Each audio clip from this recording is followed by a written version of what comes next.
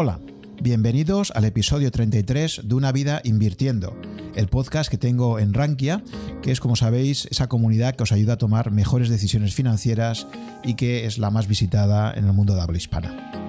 En este episodio os presento la segunda parte de mi conversación con Ricardo Pérez Marco, que es un matemático que ya en la primera parte, que os invito a escuchar si aún no lo habéis hecho, nos explica su trayectoria en el mundo del trading, y en esta segunda parte aborda su faceta de veterano de Bitcoin. Ricardo descubre Bitcoin a la altura del 2011, se empieza interesando inicialmente por temas puramente técnicos, como es la criptografía que tiene detrás. Confirma que esa criptografía es robusta y es seria desde el punto de vista de un matemático, y a partir de ahí pues bueno, se va adentrando poco a poco en este ecosistema hasta el punto pues de que que empieza a hacer trading con Bitcoin y con otras criptomonedas, y en general pues se dedica a estudiar este fenómeno durante bastantes años. Ha conocido ya 6 burbujas especulativas, nos explica por qué mantienen muchas similitudes, son autos similares, como él comenta. Y entre otras cosas también pues comenta pues cuáles son, por un lado, posibles problemas a los que se podría encontrar, se podría enfrentar Bitcoin en el futuro, por qué considera que todos ellos son salvables y, en definitiva, por qué los sistemas descentralizados se ven favorecidos por la selección natural y son esencialmente antifrágiles, en palabras de Taleb. Creo que es una conversación enormemente apasionante y sin más os dejo ya para que podáis disfrutarla. Vale, Ricardo, pues si ahora, si te parece, vamos a pasar a la parte ya de Bitcoin y criptomonedas. Y entonces, dentro de tu evolución profesional, cuéntame cómo llegas a descubrir Bitcoin, por qué te interesas por esto y por qué crees, en estos 11 años que ya han pasado desde que empezó a funcionar, sí. ¿Por qué crees que realmente el tema de Bitcoin es un tema que te parece serio y que crees que tiene un futuro muy interesante? Sí, bueno, como yo creo que como todos al principio, yo me enteré de Bitcoin de casualidad, leer que existía en un foro, y pues estoy hablando en el año 2011. Entonces mi primera reacción dice, bueno, pues una moneda descentralizada, ¿y cómo funciona esto, no? ¿Cómo es esto posible? Porque, bueno, pues no hay nadie que controle la moneda, ¿cómo es un ítem electrónico que se puede copiar? ¿Cómo funciona? Y claro, lo bueno es que había el white paper de Satoshi Nakamoto, donde describía el funcionamiento del protocolo Bitcoin. Además, existía el programa que funcionaba, la red existía en el momento que yo conocí, y lo primero que hice es ir a mirar el artículo. Y por curiosidad científica, ¿no? Y dice, bueno, además con cierto escepticismo, porque, bueno, esto huele a timo, vamos a ver qué hay aquí.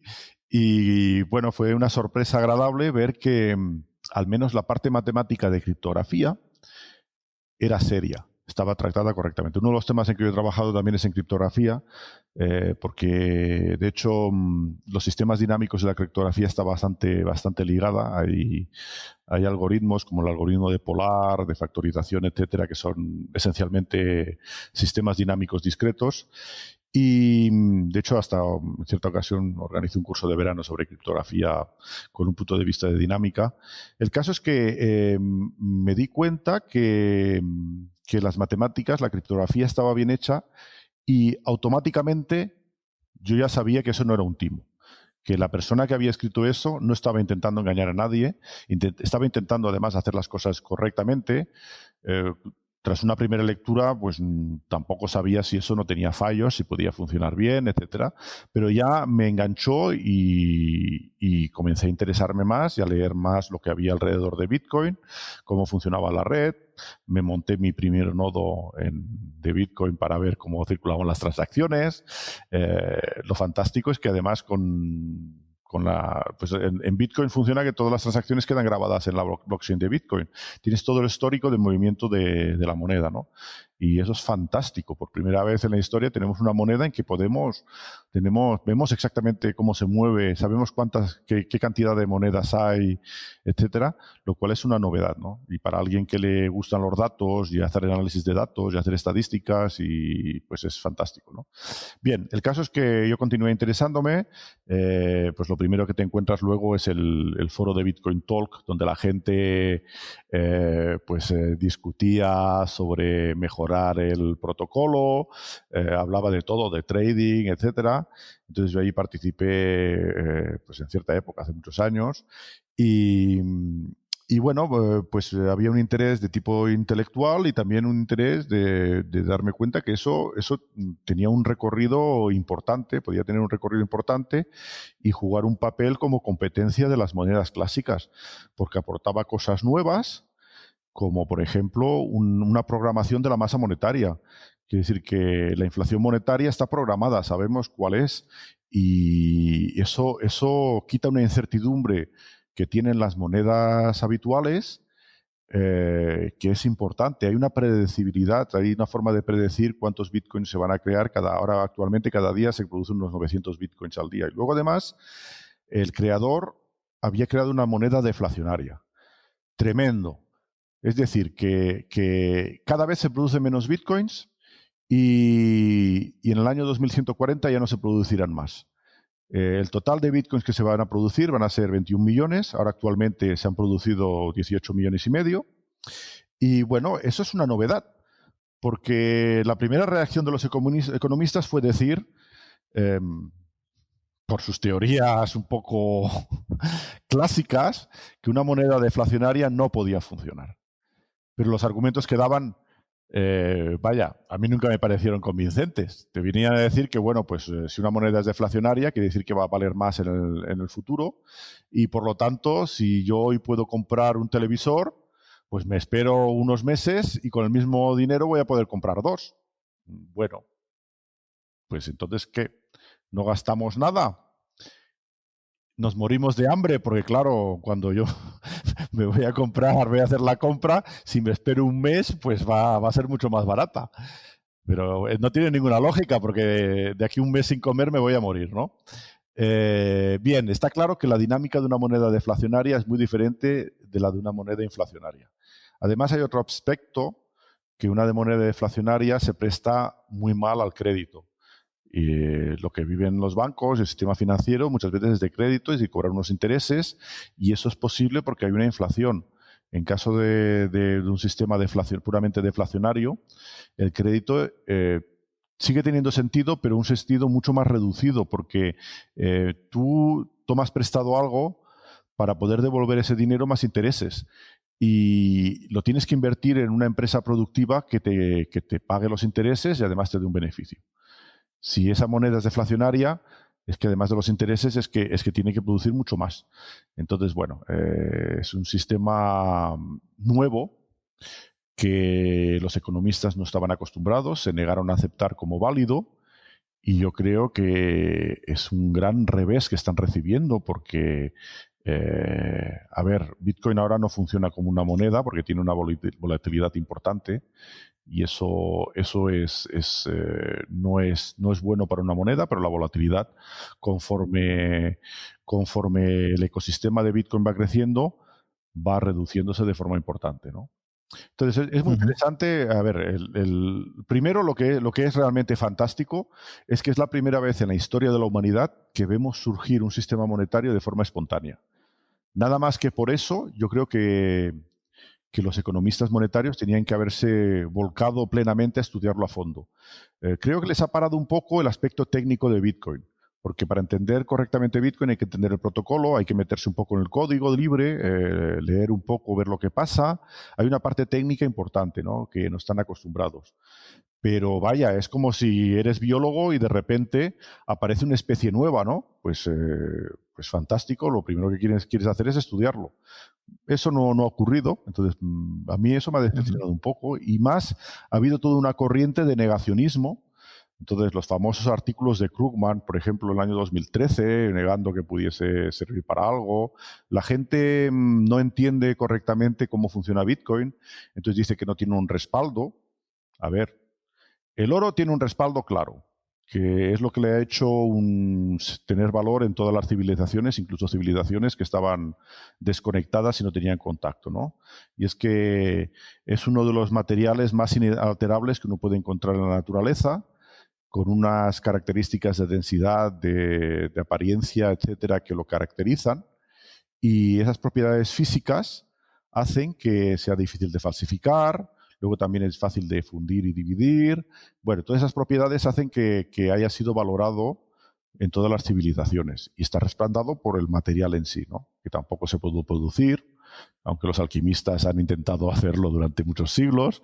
Pues la química moderna nos ha enseñado que es un elemento fundamental de la tabla periódica y por lo tanto no se puede crear salvo con reacciones atómicas que no son rentables. Bien, el dinero que utilizamos, tradicionalmente la peseta, en fin, la moneda española sí fue muy importante en la época imperial. Las onzas de oro, etcétera, pues estaba respaldado por oro, era oro acuñado, que lo hacía reconocible fácilmente, y eso fue evolucionando. Luego había la peseta, que también estaba respaldada por oro, hasta que se crearon pues las notas, los billetes en papel, el dinero papel, que se podía canjear por oro en los bancos, en el siglo XIX por lo menos. Y luego, poco a poco, ese patrón oro se fue perdiendo gradualmente. La Primera Guerra Mundial esencialmente se financió gracias al dinero papel, porque antes de eso es curioso, porque la historia monetaria es importante entenderla para extender la historia. En las guerras clásicas, cuando se acababa el oro, se acababa la guerra. Ya no había forma de financiarla. En las guerras modernas, empezando por la Primera Guerra Mundial, el dinero papel ha jugado un papel importante porque servía a financiar, en cierta manera, con toda la riqueza de un país, una guerra, ¿no? Entonces ha tenido consecuencias muy importantes. Luego, pues el patrón oro, en cierta manera, después de la Segunda Guerra Mundial, esencialmente los Estados Unidos se hicieron con las mayores reservas de oro y declararon que el dólar estaba respaldado por oro y las demás monedas pues tenían su cotización respecto al dólar.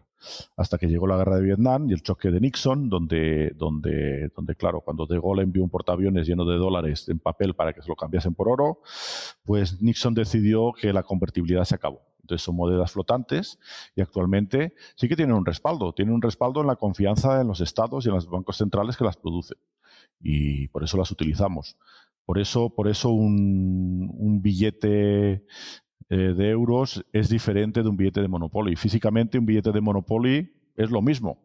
No hay ninguna diferencia física. La única diferencia es que detrás del billete de euros hay el respaldo de un Estado y la confianza en un Estado. Si esa confianza desaparece, pues el valor desaparece. ¿Y qué hay detrás de Bitcoin? Porque es una moneda virtual. Pues hay una red que consume energía, que permite hacerla segura y evitar que haya el mayor problema que había para crear una moneda descentralizada es el problema de doble gasto. Si yo tengo un Bitcoin virtual, que es en forma de bits, en forma de fichero electrónico, por supuesto no me cuesta nada copiarlo. Entonces tengo que evitar que alguien pueda gastar múltiples veces un mismo Bitcoin, ¿no? Entonces todo el sistema del protocolo de Bitcoin consiste en crear esa red que valida las transacciones y evita que haya un doble gasto. Y la forma para evitar de que alguien haga trampas es que esa validación se necesita emplear energía para validarlo. Y por lo tanto, alguien que quisiera hacer trampa necesitaría realmente emplear mucha energía y mucha potencia de cálculo para engañar a la red. Entonces, hay todo un protocolo matemático detrás de ello, que además también es físico por la energía que necesita para funcionar, que garantiza que es una moneda honesta. Es decir, que detrás de Bitcoin sí que hay algo que lo respalda y esa red y ese protocolo que lo hace seguro, ¿no? Entonces, claro, cuando un economista como Krugman viene a decir que no hay nada que respalde a Bitcoin, es que simplemente no ha tomado tiempo para estudiarlo correctamente. En aquella época, en el 2013, pues para mí fue un placer escribir unos artículos sobre Bitcoin en la sección de tecnología del País. Y bueno, pues escribí varios artículos donde intentaba explicar un poco cómo funcionaba Bitcoin, los intereses que tenían, etcétera. Y simultáneamente empezaron a publicar en la sección de economía artículos de Krugman, donde pues eso decía que Bitcoin era más o menos una estafa, luego de ciertos economistas oscuros que que, bueno, primero escribían barbaridades porque no sabían cómo funcionaba la red y asociaban Bitcoin al mundo de las drogas, al dinero B, etcétera. Y bueno, también decían lo mismo, que era, pues eso, pues, en fin, sin ninguna base argumental, simplemente es cierto que Bitcoin, como toda moneda, se utiliza para las actividades las más diversas y en particular en cierta época se utilizaba para comprar drogas, pero no en la misma proporción que se utilizan los euros o los dólares, por supuesto. El caso es que Bitcoin, al ser una moneda electrónica, permite utilizarse en Internet de forma muy, muy cómoda y muy ágil, ¿no? Bien, sí. Ricardo, sí, si quieres, te parece, por ir repasando un poco, porque estás contando muchas cosas y vamos a ir digiriéndolas un poco para que también nuestros oyentes puedan ir un poco absorbiéndolo, ¿no? Porque si no es mucha información y puede haber mucha densidad de... respecto a lo que os he comentado al principio, respecto a la programación de la masa monetaria, efectivamente, una cosa que diferencia a Bitcoin incluso del oro es que, como tú decías, es como una especie de autómata que al final producirá 21 millones de unidades. Una primera pregunta que surge, y sé que hay algunos analistas o estudiosos de Bitcoin que esto lo cuestionan un poco, es el hecho de que se decidiera por parte de Satoshi que fuera, o no sé si fue Satoshi o luego ya la implementación práctica del algoritmo a primeros del 2009, ¿no? Pero esto de que al final vayan a ser 21 millones de unidades y solo 21 millones de unidades, fíjate que en un universo que está en permanente expansión, o por ejemplo el propio oro, que ya por el efecto Lindy, sabemos que el oro lleva 5.000 años de historia, que ha sido un buen patrón monetario, el oro al final es verdad que tiene una inflación baja, porque sabes que desde la Segunda Guerra Mundial hasta ahora la tasa de crecimiento anual del oro no supera el 2%, que es una propiedad interesantísima, es decir, por mucho que suba el precio del oro, que ahora están máximos, la capacidad de tecnología humana que hay no permite que aumente más allá de un 2%. Mientras que con el crudo, por ejemplo, con otras muchas materias primas, si sube el precio, hay unos incentivos y al final se produce mucho más, ¿no? Pero a mí personalmente una cosa que me ha sorprendido del planteamiento y quería saber un poco tu opinión, es ¿por qué crees que Satoshi decidió que fuera una cantidad estrictamente limitada a partir del 2140 aproximadamente, ¿no? Sí. ¿Y por qué no permitió, como en el caso del oro, pues que pudiera seguir habiendo un crecimiento? Ya digo, porque eso parece que vaya como contra la regla general, incluso ya te digo, del propio universo, ¿no? Que parece que está en expansión y... Sí. Bueno, pues es una pregunta muy interesante que me haces, porque además engancho con otro tema, y es que, como Satoshi dice, él lo que está creando es, el modelo que tiene es el modelo del oro, y lo que está creando es oro electrónico. Y es un alquimista electrónico del oro, en cierta manera. La cantidad de oro que tenemos en la Tierra también es finita y está acotada. Salvo que vayamos a buscar oro en el espacio exterior. Una cosa es que lo que existe en la Tierra, de hecho en el núcleo de la Tierra, pues hay mucho más oro que en la corteza terrestre, pero es finita y está acotada. Lo que ocurre en efecto, la inflación monetaria del oro es en torno al 2% y actualmente la del Bitcoin también corresponde a eso, ¿no? Entonces, desde ese punto de vista, es lo mismo. Quiere decir que realmente no difiere del punto de vista monetario actualmente, esencialmente del oro, ¿no? Sí que sabemos que no va a haber bitcoins que vengan del espacio exterior, están en la red de Bitcoin. Y el hecho de que se necesite una unidad monetaria inflacionaria para reflejar el aumento de la economía es una idea falsa. Porque, a ver, cada Bitcoin está compuesto por 100 millones de satoshis. Entonces, la moneda es elástica en los decimales. Es decir, que si el Bitcoin empieza a tener mucho valor, pues en vez de utilizar un Bitcoin, pues vamos a utilizar milibitcoins o nanobitcoins o satoshis, que es la unidad básica actual, que es un Bitcoin está formado por 100 millones de satoshis, ¿no? Si incluso el satoshi tuviese un precio elevado, es muy fácil modificar el protocolo para añadir más decimales. Entonces, eso hace que realmente, desde el punto de vista práctico, no presente ningún problema. Es una de las propiedades importantes de una moneda, es ser divisible. Y el Bitcoin, pues, es virtualmente infinitamente divisible. Lo cual no es ningún problema para que una sociedad pueda funcionar con una moneda infinitamente divisible. El problema es si es una moneda que está acotada superiormente el número de unidades y además que no fuese divisible. Entonces tenemos un problema. Pero si podemos compensar el hecho de que esté acotado superiormente por la divisibilidad infinita. ¿De acuerdo? Entonces, claro, también los economistas no están acostumbrados a tener una moneda infinitamente divisible y, de hecho, pues en euros podemos ir hasta 1 céntimo de euro y si queremos operar con cantidades más pequeñas, pero claro, tampoco tiene mucha importancia porque las monedas fiat tradicionalmente han sido inflacionarias, entonces los euros, las unidades básicas cada vez valen menos, o sea que no hay razón para aumentar los decimales, ¿no? Es una falsa objeción eso. Ajá, muy interesante, yo digo, porque sé que hay economistas Pues o que se lo hagan estudiosos mirar, que se lo hagan mirar.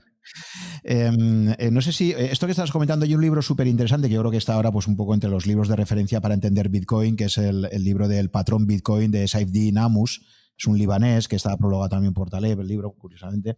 Y bueno, y él habla mucho de lo que es el dinero sólido y explica toda la historia. La parte más interesante para mí del libro es la historia monetaria, ¿no? del oro. Y él introduce un concepto ahí que es el ratio de el stock respecto al flujo, ¿no? De producción anual, stock to flow, ¿no? Sí. Que lo ha hecho bastante famoso, que incluso hay gente que lo está utilizando para hacer modelos ahí de predicción de lo que podría pasar con el precio, ¿no? Sí. Entonces, por ejemplo, sabes que en ese, o sea, básicamente para que lo entiendan nuestros oyentes, lo que ahí calculas es el ratio entre el stock existente total de algo, pues por ejemplo, pues eso, cuántas toneladas de oro hay y cuál es la producción anual de oro. Entonces, en el caso del oro, claramente, a diferencia de todas las demás commodities, es la que tiene el ratio más alto, que estaría en torno a 60 y algo. La plata, por ejemplo, pues está en una tercera parte de eso, en 22, ¿de acuerdo? El crudo, pues está casi a 1, o sea, casi se produce anualmente lo mismo que de lo que hay de stock. Y Bitcoin, hasta el último halving, hasta este halving de mayo 2020, estaba en 26, ahora ya se ha puesto creo que a 56 aproximadamente, y con el siguiente halving, ya en el 2024, pues va a duplicar ese ratio el stock respecto al flujo, ¿no? Que existe. En ese sentido, digamos, entonces te quería preguntar si tú consideras que ese ratio es relevante, ¿te parece muy interesante para valorar si un dinero realmente es bueno o no? Sí, sí, correcto. A ver, el libro de Saifedean pues es interesante, da un histórico de un poco la historia monetaria. Bueno, critica mucho a Keynes, además sobre el plano personal, lo cual no me parece muy apropiado. Tampoco, bueno, en fin, tiene sus críticas a las teorías keynesianas que también me parecen lícitas, pero hasta cierto punto. Y entonces, pues sí, presenta un poco el modelo Stock Flow, que no lo inventa él, ese modelo pues lo hemos estado trabajando muchos antes que él y explotándolo en el mercado. Es un primer modelo de análisis fundamental de valoración de Bitcoin, ¿no? De hecho, esencialmente un modelo es un modelo simple, hay que ver la producción que hay. Y también hay que refinarlo mirando el número de usuarios, cómo crece el ecosistema Bitcoin, ¿no? Y eso, esencialmente tenemos una pizza y tenemos que dividirla entre los usuarios, ¿no? Pues está claro que cuanto más usuarios hay, pues más vale cada trocito. Pues ahí pasa lo mismo. Es un modelo interesante, pero que bueno, que hay que calibrar porque, a ver, lo que ocurre es que son economías de un tipo nuevo, parecidas a lo que ha ocurrido en Internet, porque el desarrollo de la tecnología y de la adopción de Bitcoin es de tipo viral. Son las tecnologías nuevas, como por ejemplo las aplicaciones de móviles, etcétera. La adopción es viral, es decir, que al principio tenemos un crecimiento exponencial y tenemos una curva que es un sigmoide. Entonces, por supuesto, no hay nada que crezca indefinidamente de forma exponencial. El momento que llega a una cierta masa crítica, pues ya no hay más forma de crecer de forma exponencial y la va adoptando la gente, pero a un ritmo mucho menor. Para Bitcoin pasa lo mismo. Estamos aún en el periodo de crecimiento exponencial, pero va a tener un crecimiento sigmoidal. En el momento en que, si se produce una hiperbitcoinización, que vamos camino de eso, porque ahora actualmente estamos pasando a la fase en que instituciones están invirtiendo en Bitcoin. Todos habéis oído hablar de las noticias recientes de ciertas empresas como MicroStrategy, etcétera, que están comprando bitcoins de forma, en su portfolio habitual. Y el caso es que si esto continúa, pues bueno, pues va a haber un crecimiento. El modelo Stock Flow, pues si lo tuneas teniendo en cuenta de la expansión de la red, pues te puede dar. También hay la ley de Metcalfe, que te permite dar una evaluación de una red en función del número de conexiones que se tiene y el crecimiento. Esencialmente, la valoración es proporcional al cuadrado. Es una aproximación, una ley muy naif y que hay que tunear en cada situación para obtener el exponente correcto, porque en cada red es diferente. Pero hay elementos de evaluación nuevos que se conocen en el campo de la matemática informática y de la teoría de grafos y que son menos habituales en el mundo de la inversión clásica. Y entonces, precisamente, también uno de los errores clásicos que siempre sorprende es descubrir que ciertos inversores tradicionales, experimentados, pues cada vez que hay una burbuja de Bitcoin ven una burbuja y predicen que se va a ir a cero. Entonces, claro, la evolución de Bitcoin, aunque el crecimiento sea exponencial, el precio es otra cosa. El mercado es muy líquido. En el momento que la gente compra, no hay muchos bitcoins en el mercado. Y en el momento que la gente vende, pues hay un exceso, hay una oferta y demanda que es altamente no lineal. Y podemos ver el histórico del precio. Empieza ya en el 2010 prácticamente. Aunque si buscáis los datos, no vais a encontrar datos hasta seguramente Mt. Gox y tal, más difícil encontrar los datos anteriores, pero ha habido burbujas, hubo burbujas antes cuando valía menos de $1. Y yo la primera burbuja que recuerdo fue la que llevó el Bitcoin de $1 a $32. Y luego, bueno, pues después de cada burbuja que ha habido, el precio colapsa y tarda un tiempo y luego vuelve a crearse otra burbuja. Hemos tenido ya como unas 6 burbujas en el histórico del precio de Bitcoin. Y eso, por ejemplo, es algo que hay que tener si se tiene un conocimiento de las matemáticas del Mandelbrot y de las fractales, las burbujas además son self-similares. Pues eso me ha sido un placer explotarlo, porque primero hay que convencerse que eso se repite. Y no se va a repetir indefinidamente. Yo creo que vamos a tener otra burbuja este año próximo, y luego una más pequeñita tal vez más adelante, dentro de 3 o 4 años, y luego ya las cosas se van a normalizar, la volatilidad va a reducirse muchísimo. Aún estamos a tiempo de explotar las últimas burbujas que quedan, pero claro, una vez te das cuenta, claro, uno cuando estudia fractales, no sé si buscáis fractales, hacéis una búsqueda en internet, os van a aparecer objetos fractales como el conjunto de Mandelbrot, unas especies de coliflores matemáticas que se pueden construir, la curva de Peano, etcétera. Entonces parece algo que es algo que no tiene nada que ver con las finanzas. Pero tiene una particularidad, es que esas curvas fractales, son objetos geométricos, se caracterizan por el hecho de que en partes microscópicas, cuando uno los mira con un microscopio, se parecen al objeto macroscópico. Tienes una self-similaridad de las estructuras infinitesimales con las estructuras macroscópicas. Ese tipo de objetos yo ya los encontré cuando trabajé en mi tesis. Precisamente en la teoría de Mandelbrot, del conjunto de Mandelbrot, se estudian lo que se llaman los conjuntos de Julia y de Fatou de iteración de polinomios que tienen ese tipo de estructuras. Entonces fue muy, muy agradable reconocer ese tipo de estructuras en las burbujas de Bitcoin, porque esencialmente sabemos que la próxima burbuja tendrá un poco el mismo aspecto. No es exactamente la misma, tal vez no va a ser tan violenta, puede estar un poco deformada, pero esencialmente lo natural ahora es esperar que el Bitcoin, pues en la última burbuja llegamos a 20.000, recientemente hemos tocado un poco máximos históricos, pues se vaya a más de 100.000. Entonces, cuando digo más de 100.000, pueden ser hasta 200.000 o a gente que dice 300.000.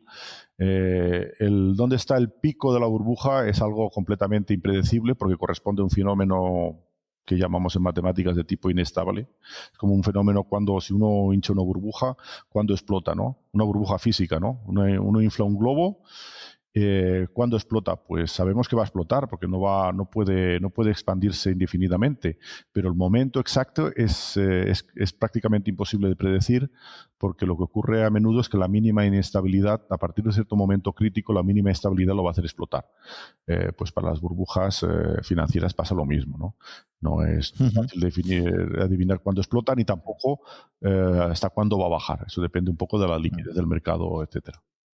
Claro, fíjate aquí, Ricardo, que el problema que tiene muchísima gente es que como ha entrado en el mundo Bitcoin, lo ha descubierto fundamentalmente, yo creo que fue a raíz del rally que hubo a finales del 2017, cuando se puso a $20.000, ahí es cuando se hizo más famoso, ahí es cuando, y a raíz de eso, cuando luego se despeñó y se ha ido a valores mucho más abajo, pues es cuando muchísima gente, fíjate, esto era una burbuja, no sé qué tal. Claro, si uno estaba viendo ahora tu artículo ya del 2013, noviembre de 2013, que titulabas en El País, el Bitcoin imparable. Fíjate, empezabas diciendo, la cotización del Bitcoin acaba de superar máximos históricos de cotización de abril de $266, rebasando ampliamente los 300. Esto es 2013. Claro. Tú estás hablando de que acaba de superar los $300, ¿no? Sí. Entonces, claro, tú tienes ya esa trayectoria, ese contexto, para que, como tú decías, has vivido ya 6 burbujas nada menos, y has visto, y yo creo que lo interesante de Bitcoin, también me acuerdo que eso lo comentaba Adolfo Contreras en otro podcast que grabé con él, que él decía, mira, yo me empecé a interesar seriamente por Bitcoin cuando empecé a descubrir que después de cada burbuja y su pinchazo, pero los nuevos mínimos siempre eran mucho más altos, o sea, siempre va hacia arriba. Sí.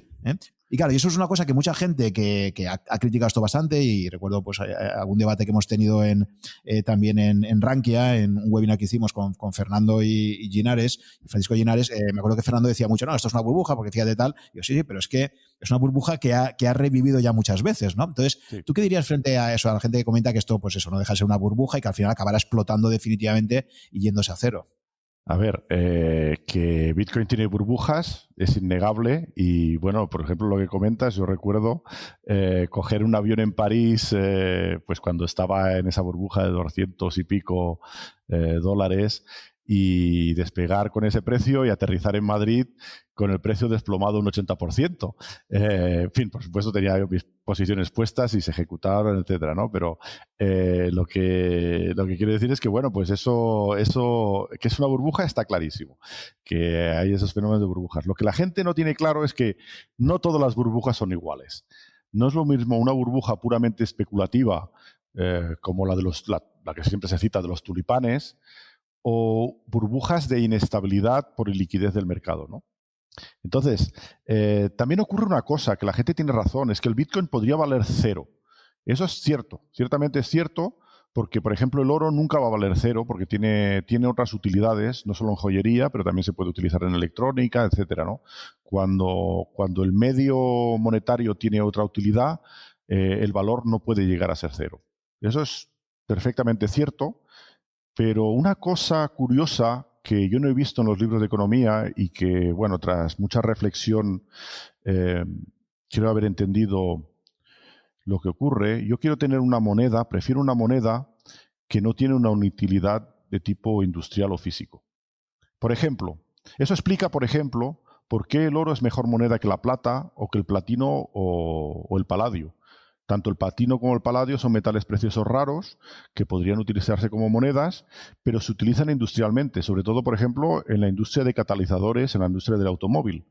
Entonces, yo no quiero tener mis ahorros depositados en un medio monetario como el platino o el paladio, o al menos no quiero tenerlos todos, una mayoría, podría tener una parte para diversificar, que es sensible a la industria del automóvil. Yo precisamente si tengo unos ahorros o una inversión que quiero mantener en el tiempo, prefiero que sea independiente de cualquier tipo de actividad económica. Y para la plata ocurre lo mismo, ¿no?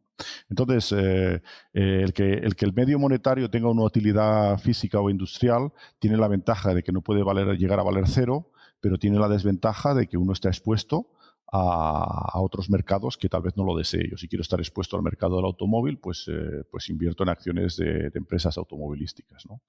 Entonces hay que darse cuenta de que no todas las burbujas son iguales y precisamente ese fenómeno de que cuando la burbuja explota pues llegamos a mínimos que están por encima de los mínimos anteriores, eso todos los traders lo sabemos, que es un signo de que algo fundamental está ocurriendo por debajo que no lo deja bajar más, ¿no?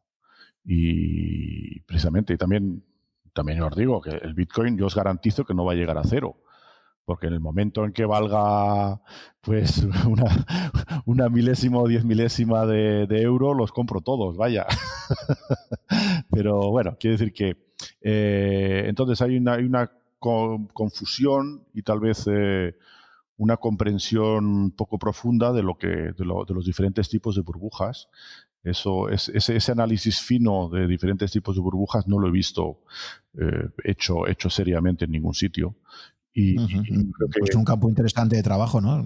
Sí, bueno, hay algún libro sobre inestabilidades monetarias, hay todo un tema que se llama econofísica, que analizan un poco los mercados pues desde una perspectiva de físicos con muchos datos y bueno, viendo fenómenos que en otras partes de la física se ven, como mecánica estadística, etcétera.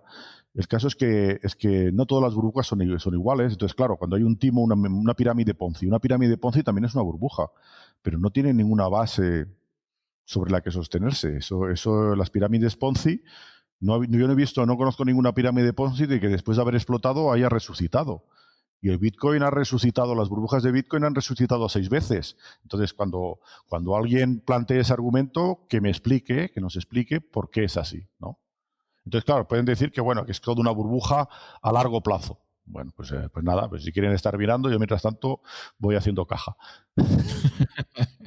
Sí, la verdad es que es un tema. El tema de las burbujas, yo creo que lo que tú dices, ¿no? Que en general se mezcla todo y se mezcla la burbuja de los tulipanes que explotó una vez con. O sea, creo que aquí falta mucho más rigor científico a la hora de entender toda la teoría de burbujas y por eso sería interesante tener alguna obra de referencia que abordase esto con más profundidad. Desde el punto de vista psicológico son muy parecidas. Hay todos los libros sobre lo que Soros llama la manía de, en fin, pues eso, con el momento que hay una burbuja todo el mundo compra sin reflexionar, hay algo muy visceral, los animal instincts, ¿no? De Keynes también, la gente no quiere estar fuera cuando esto está subiendo, en fin, precisamente es el tipo de fenómenos de masa irracional que conduce a precios irracionales y luego, pero bueno, eso es el mercado, eso no tiene nada que ver con la tecnología de Bitcoin, eso luego es el mercado libre como lo valora, ¿no? Y lo que descubrimos es que las valoraciones de mercado no son lineales, no va a crecer de forma exponencial sin correcciones, etcétera. El mercado tiene unas inestabilidades y una volatilidad que son propias a la forma en que se negocian. Y si luego miramos históricamente y hacemos una media móvil, pues digamos de 2 años, pues vemos que eso crece, ya no hay burbuja, crece de forma exponencial bastante predecible. ¿De acuerdo? Pero claro, hay que tener un poco el entendimiento y el temple de mantener, cuando hay esas correcciones, de mantener las posiciones o de comprar o, bueno, pues adaptarse un poco a la dinámica de mercado propio que es del Bitcoin y de las criptomonedas, ¿no? Vale, volviendo un poco a la similitud con el oro, que yo creo que es el antecedente inmediato más importante, hemos hablado del patrón oro, efectivamente, y aquí hay una serie de fenómenos muy interesantes que también conviene entender y estudiar para saber un poco pues, lo que podría pasar también con Bitcoin, ¿no? O lo que no pasará en el caso de Bitcoin, ¿no? Recordemos que efectivamente, como tú comentabas, el patrón oro era el patrón dominante justo antes de la Primera Guerra Mundial, llega la Primera Guerra Mundial y rápidamente todos los gobiernos se meten a pasarse, se pasan al sistema de dinero fiat que, como tú comentabas, por primera vez en la historia, desgraciadamente, hace que las guerras se alarguen indefinidamente, o como comenta también Saifedean en su libro, por primera vez hay guerras donde el objetivo económico no es el principal, ¿no? Sino que ya se sigue ahí desangrando la población con objetivos bastante kafkianos, ¿no? Bastante surrealistas, ¿no? Una vez que finaliza la Primera Guerra Mundial, se intenta reintroducir, de hecho se reintroduce el patrón oro, ¿de acuerdo? Y luego ya fundamentalmente será a raíz del crash del 29 cuando efectivamente se empiezan a plantear alternativas a esa situación, ¿no? De ahí nos vamos a la famosa orden ejecutiva de Roosevelt del año 33, ¿no? Un 5 de abril del año 33, de repente en Estados Unidos, tú fíjate, ¿no? O sea, un país como Estados Unidos que se supone que tanto defiende la propiedad privada y las decisiones libres de los ciudadanos, de repente será una orden ejecutiva exigiendo a toda la población que entregue todo el oro que tengan en un plazo de 25 días, pues se ponía hasta el 1 de mayo del año 33, ¿no? O sea, ya tenemos un antecedente, claro, de cómo, y eso lo digo porque ahora lo conectaremos con uno de los posibles peligros, ¿no? Que muchos dicen en el caso de Bitcoin, y es cómo los estados, cómo los gobiernos pueden intervenir cuando perciben que el sistema que se defiende pues no es el que más les interesa para ellos, pues se hace esa obligatoriedad de entrega de todo el oro físico existente en el caso de Estados Unidos, ¿no? Pero fíjate además cómo fue la jugada, porque en los años 20 el oro se cambiaba a $20 la onza de oro, en el año 33 estaba así, y al año siguiente, esto fue en el 33 cuando se obliga a entregar, y al año siguiente de la entrega de ese oro físico, en el año 34, el gobierno americano pasa a ponerlo a un precio de $35 la onza. Es decir, que le sube el precio un 44% una vez que ya obliga a la gente a entregarlo. Es decir, que básicamente a la gente le obliga, o sea, es una confiscación de ese... Ese era el objetivo. Sí, o sea, es una confiscación de un 40% del oro que tenía la gente. Y por supuesto, la onza valía $20 porque las monedas, es que el dólar era una moneda la moneda de $20 de oro era lo que marcaba el precio. Y sí, claro, hay gente que argumenta eso, que el Estado puede ilegalizar el Bitcoin y forzar a la gente que lo entregue. Pero yo digo que miren, que se estudien la historia, porque Roosevelt pudo emitir la orden ejecutiva que quiso y cierta gente entregó parte del oro, pero como los numismáticos saben bien, las mejores monedas de oro americanas se encuentran en Europa. Pues nada, se las trajeron a Europa y las vendieron en Europa, lo cual pues tenía cierto riesgo porque había que viajar con esas monedas de oro cuya posesión era ilegal. Con el Bitcoin lo tienen incluso más difícil porque con que uno memorice las claves secretas en su cabeza puede llevárselos donde quiera.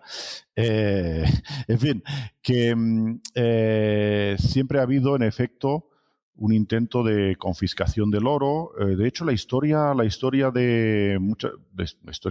nacionales, incluso de España y de muchos países, se entienden bien siguiendo la historia del oro, ¿no?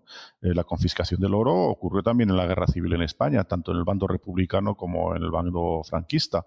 Las reservas de oro españolas, pues la República pudo sobrevivir un poco gracias a comprar material y las reservas de oro se fueron a Rusia, una gran parte. Franco rehizo reservas de oro vendiendo tungsteno a los alemanes, que era un material de guerra importante. El oro alemán era, de hecho, oro robado, las reservas belgas y francesas. Cuando acabó la Segunda Guerra Mundial, Estados Unidos e Inglaterra, había el programa Safe Haven que en teoría quería impedir que nazis en el extranjero pudieran tener unos medios financieros para rehacer un Cuarto Reich, ¿no? Y reclamó el oro alemán, que era oro español, pues puesto que se había ganado vendiendo el tungsteno a los alemanes, a Franco. Esa historia no está escrita muy bien en ningún sitio, pero si uno investiga, lo que hizo es los americanos dieron un préstamo a Franco y con la condición de que depositara el oro en Fort Knox. Estaba, de hecho, custodiado por Estados Unidos y Franco pues no pudo devolver ese préstamo y el oro se quedó en Estados Unidos, como era el objetivo del programa Safe Haven. De esa manera, de hecho, después de la Segunda Guerra Mundial, prácticamente Estados Unidos se hizo con las reservas planetarias de oro y pudo fijar un patrón oro del dólar, ¿no? El hecho de ilegalizar la moneda buena es bastante habitual y recurrente en la historia, como mostrar un poco la historia de España, pero también en Francia durante la ocupación alemana la posesión de oro era ilegal, pero la gente no lo entregaba y de hecho la gente que en épocas de hambruna y que podían comprar comida era con oro. La gente que tenía metales preciosos, oro y plata, podía hacerlo. Siempre se ha revelado no era fácil en el sentido de que bueno, pues cuando algo es ilegal no es fácil comerciar con ello, pero siempre hay una demanda, ¿no? Bueno. Y eso, fíjate, a pesar de, por ejemplo, en el caso de Estados Unidos, de la orden ejecutiva, hablaba de nada menos que una multa de $10.000 de la época o 10 años de cárcel para el que lo cumpliera. O sea, que ahí te estabas jugando realmente el pellejo intentando escabullir ese oro. Pues sí, pero bueno, hay gente que puede ser sensible a eso y entregarlo. O a ver, ver, que si es que hemos tenido a ver, en España también ocurrió eso. Franco pidió que la gente entregase el oro que tuviese y la gente que tenía monedas de oro, típicamente el oro español, como las monedas de 8 escudos y tal, se entregaron. Luego, al final de la época franquista se reclamó, hubo familias que reclamaron el oro que habían entregado. Pero bueno, es una situación muy divertida porque de hecho también es interesante conocer el mundo numismático. La gente que entregó el oro entregó, pues si tenía monedas guardadas, entregó algunas monedas malas para cumplir un poco con la orden y se guardó las monedas buenas. Las monedas esas que tenía el Banco de España, por ejemplo, eran bastante malas desde el punto de vista numismático, estropeadas, etcétera. Bien, sí. Es la famosa ley de Gresham, ¿no? Que siempre tú te guardas, o sea, sí. La moneda buena expulsa la mala, ¿no? Es muy difícil imponer y legalizar un medio de pago, una moneda que es descentralizada y potente, ¿no?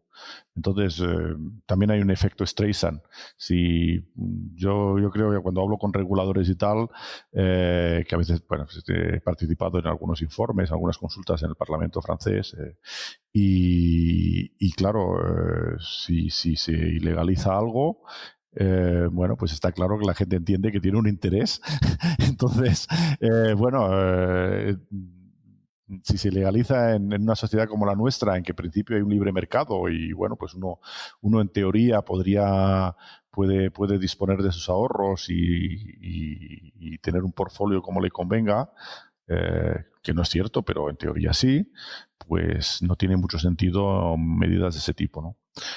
Y de hecho también lo hemos visto, por ejemplo, en China es ilegal sacar cierta cantidad de dinero al año fuera del país y, bueno, pues son 50.000 euros, si no me equivoco, lo equivalente a 50.000 euros, ¿no? Y, bueno, pues la gente que quería sacar dinero fuera, ¿qué ha hecho? Ha invertido en minado de bitcoins y luego los bitcoins se los ha llevado donde ha querido. Quiere decir que, en particular para el Bitcoin, es algo muy difícil de controlar. Y, bueno, pues uno lo puede prohibir en la Comunidad Europea, pero seguro que siempre habrá países donde pueda uno ir y venderlos y cambiarlos. No, en fin, por supuesto hay un gran problema de tipo regulatorio porque hasta ahora, bueno, primero no han tenido claro saber si Bitcoin era un activo, una commodity, una moneda, y según las regulaciones es diferente. Han intentado adaptar las regulaciones existentes a Bitcoin y las criptomonedas, y no funciona porque es una forma de dinero nueva.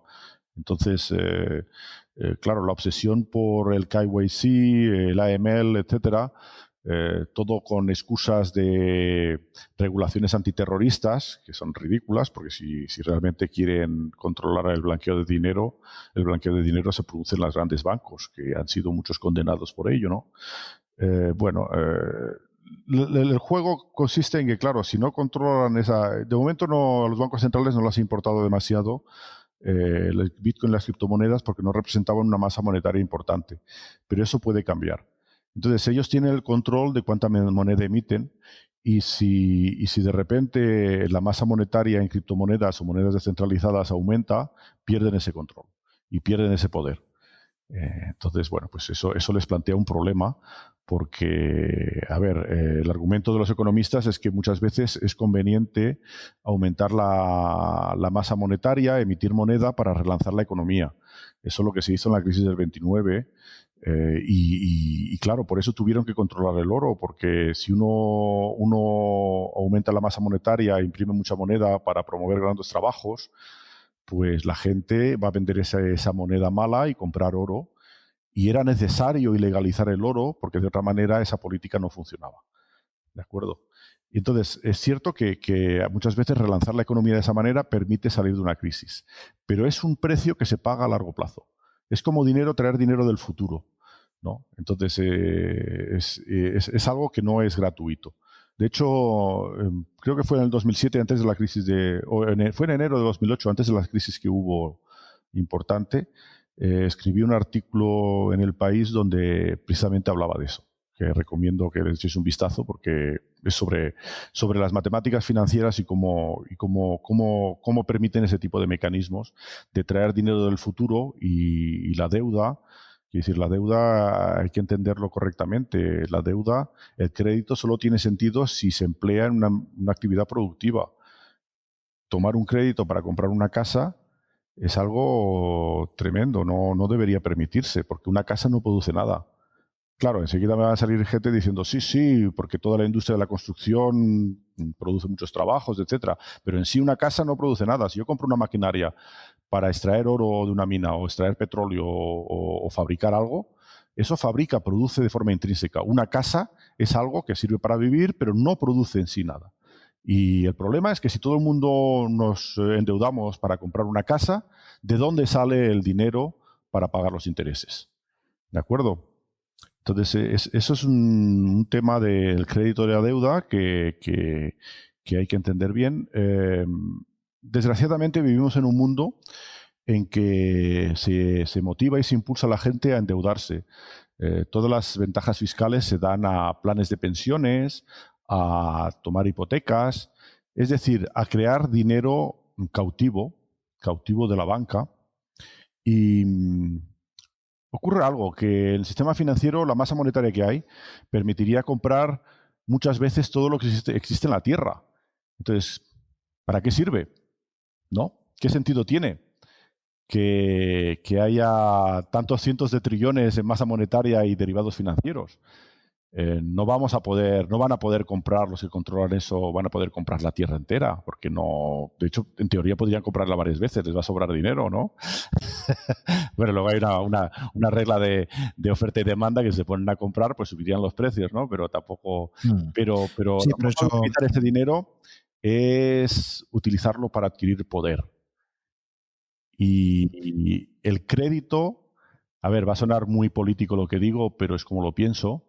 El crédito sirve para esclavizar a la población. Cuando alguien tiene una deuda, tiene una hipoteca, no puede reclamar sus derechos, no puede permitir el lujo de perder su trabajo, porque al mismo tiempo que pierde su trabajo, no puede pagar su hipoteca, pierde su vivienda y lo pierde todo. Entonces, el medio de controlar la población es a través del crédito, es algo tremendo y se impulsa a través de los estados y las regulaciones que tienen de crear dinero cautivo. Entonces, bueno, a ver, yo tal vez soy alguien muy, muy especial en ese sentido. En mi vida he pedido un crédito y de hecho estoy muy satisfecho de ello. Uh-huh. Sí, y aparte desde el punto de vista de lo que decías de Kelly, pues si vas apalancado, pues entonces tus posibilidades de ruina aún se multiplican muchísimo más, ¿no? O sea, sí, eso es una cosa que no hemos comentado, pero por ejemplo, el criterio Kelly explica por qué ciertos brokers pues facilitan mucho el apalancamiento. Como he dicho, cuando uno respeta a Kelly tiene que ser extremadamente cuidadoso y invertir de forma muy conservadora. Si uno se apalanca, en general, está fuera del criterio Kelly. Entonces, lo que ocurre es que tiene ruina segura. Quiere decir que es algo que en el fondo los brokers lo saben y es muy rentable porque hace que el inversor que no tiene los deberes bien hechos respecto a Kelly salga del criterio Kelly y, bueno, pues sea un poco la cultura del pelotazo, que bueno, pues le puede salir muy bien y dar un gran pelotazo y ganar mucho dinero, pero si lo repite y se lo repite varias veces, al final va a acabar arruinado, ¿no?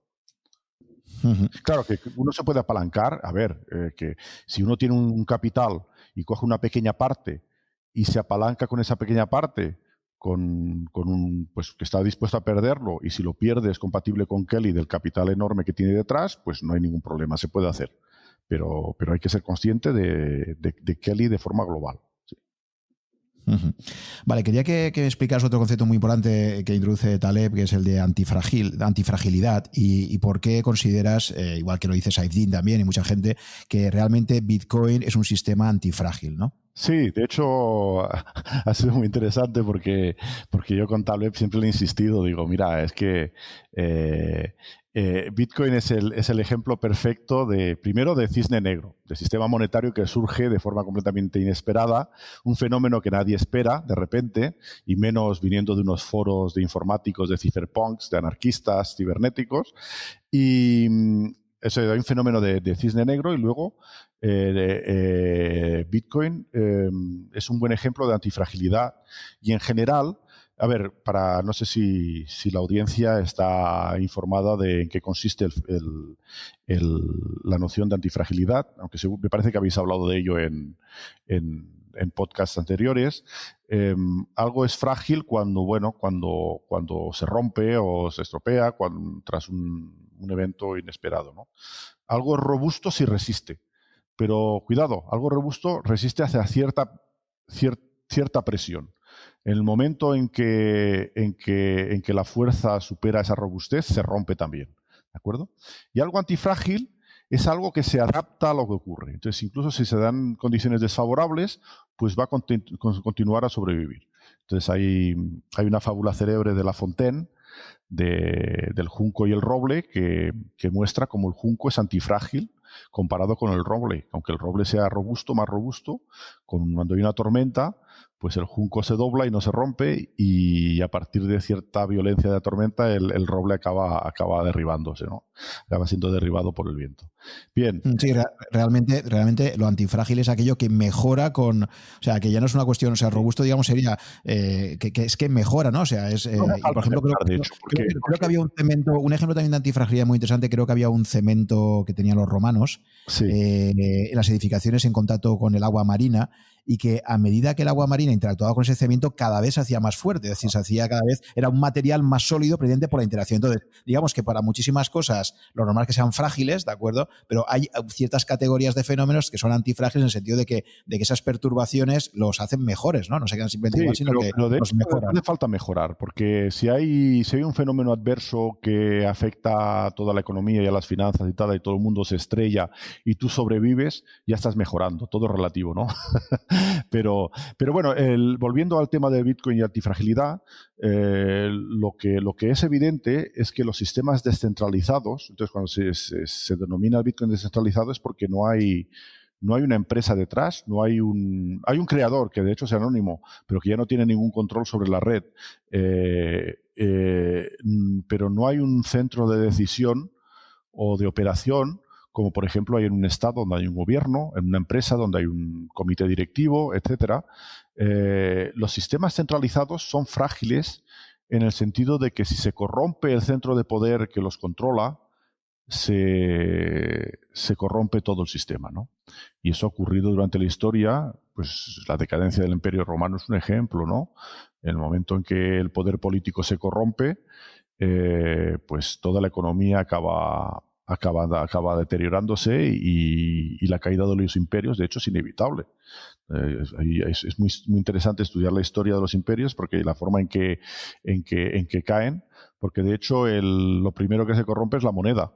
Y en la época romana, pues contaba que antes se utilizaban los denarios como moneda de plata, pues Caracalla creó el doble denario, que era un denario que, bueno, pues valía el doble, pero tenía la misma plata.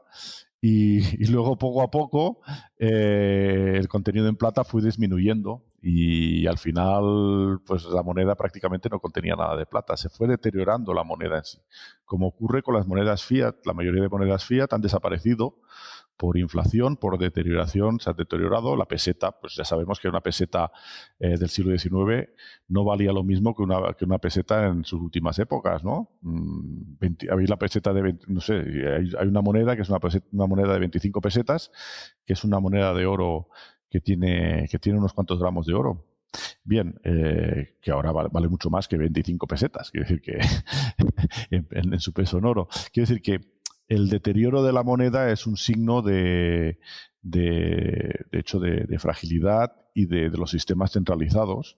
Bueno, y lo que técnicamente en economía se llama el señoreaje, es decir, que históricamente, obviamente, los gobernantes utilizaban ese sistema. Fíjate, los romanos utilizaban hasta el recorte de monedas, ¿no? Que era estar agitando monedas ahí dentro de unas bolsas inmensas para que fueran soltando esquirlas y con eso volver a acuñar, ¿no? Sí. Entonces, claro, lo interesante aquí es que el señoreaje efectivamente al final era lo que era como una especie de impuesto que tenía el privilegio del monopolio de emisión, ¿no? Sí, y una cosa interesante que yo veo en Bitcoin, que no estoy dándole vueltas también, decía, vamos a ver, el señoreaje en Bitcoin, ¿dónde está? Cada vez que se pierde un Bitcoin, lo interesante es que los que ganan son todos los propietarios de Bitcoin que existen, ¿no? Porque así como en el caso del dinero fiat, en el caso de que tú quemes un billete, lo tires por el cuarto de baño, lo que sea, pues eso es una ganancia neta para el Banco Central, ¿no? Porque al final no deja de ser un pasivo del Banco Central. Pero en el caso de Bitcoin, cada Bitcoin que se pierde es una ganancia distribuida para todos los propietarios de Bitcoin, ¿no? O sea, que es un tema... A este propósito, es bueno recordar que quienes aún tengan pesetas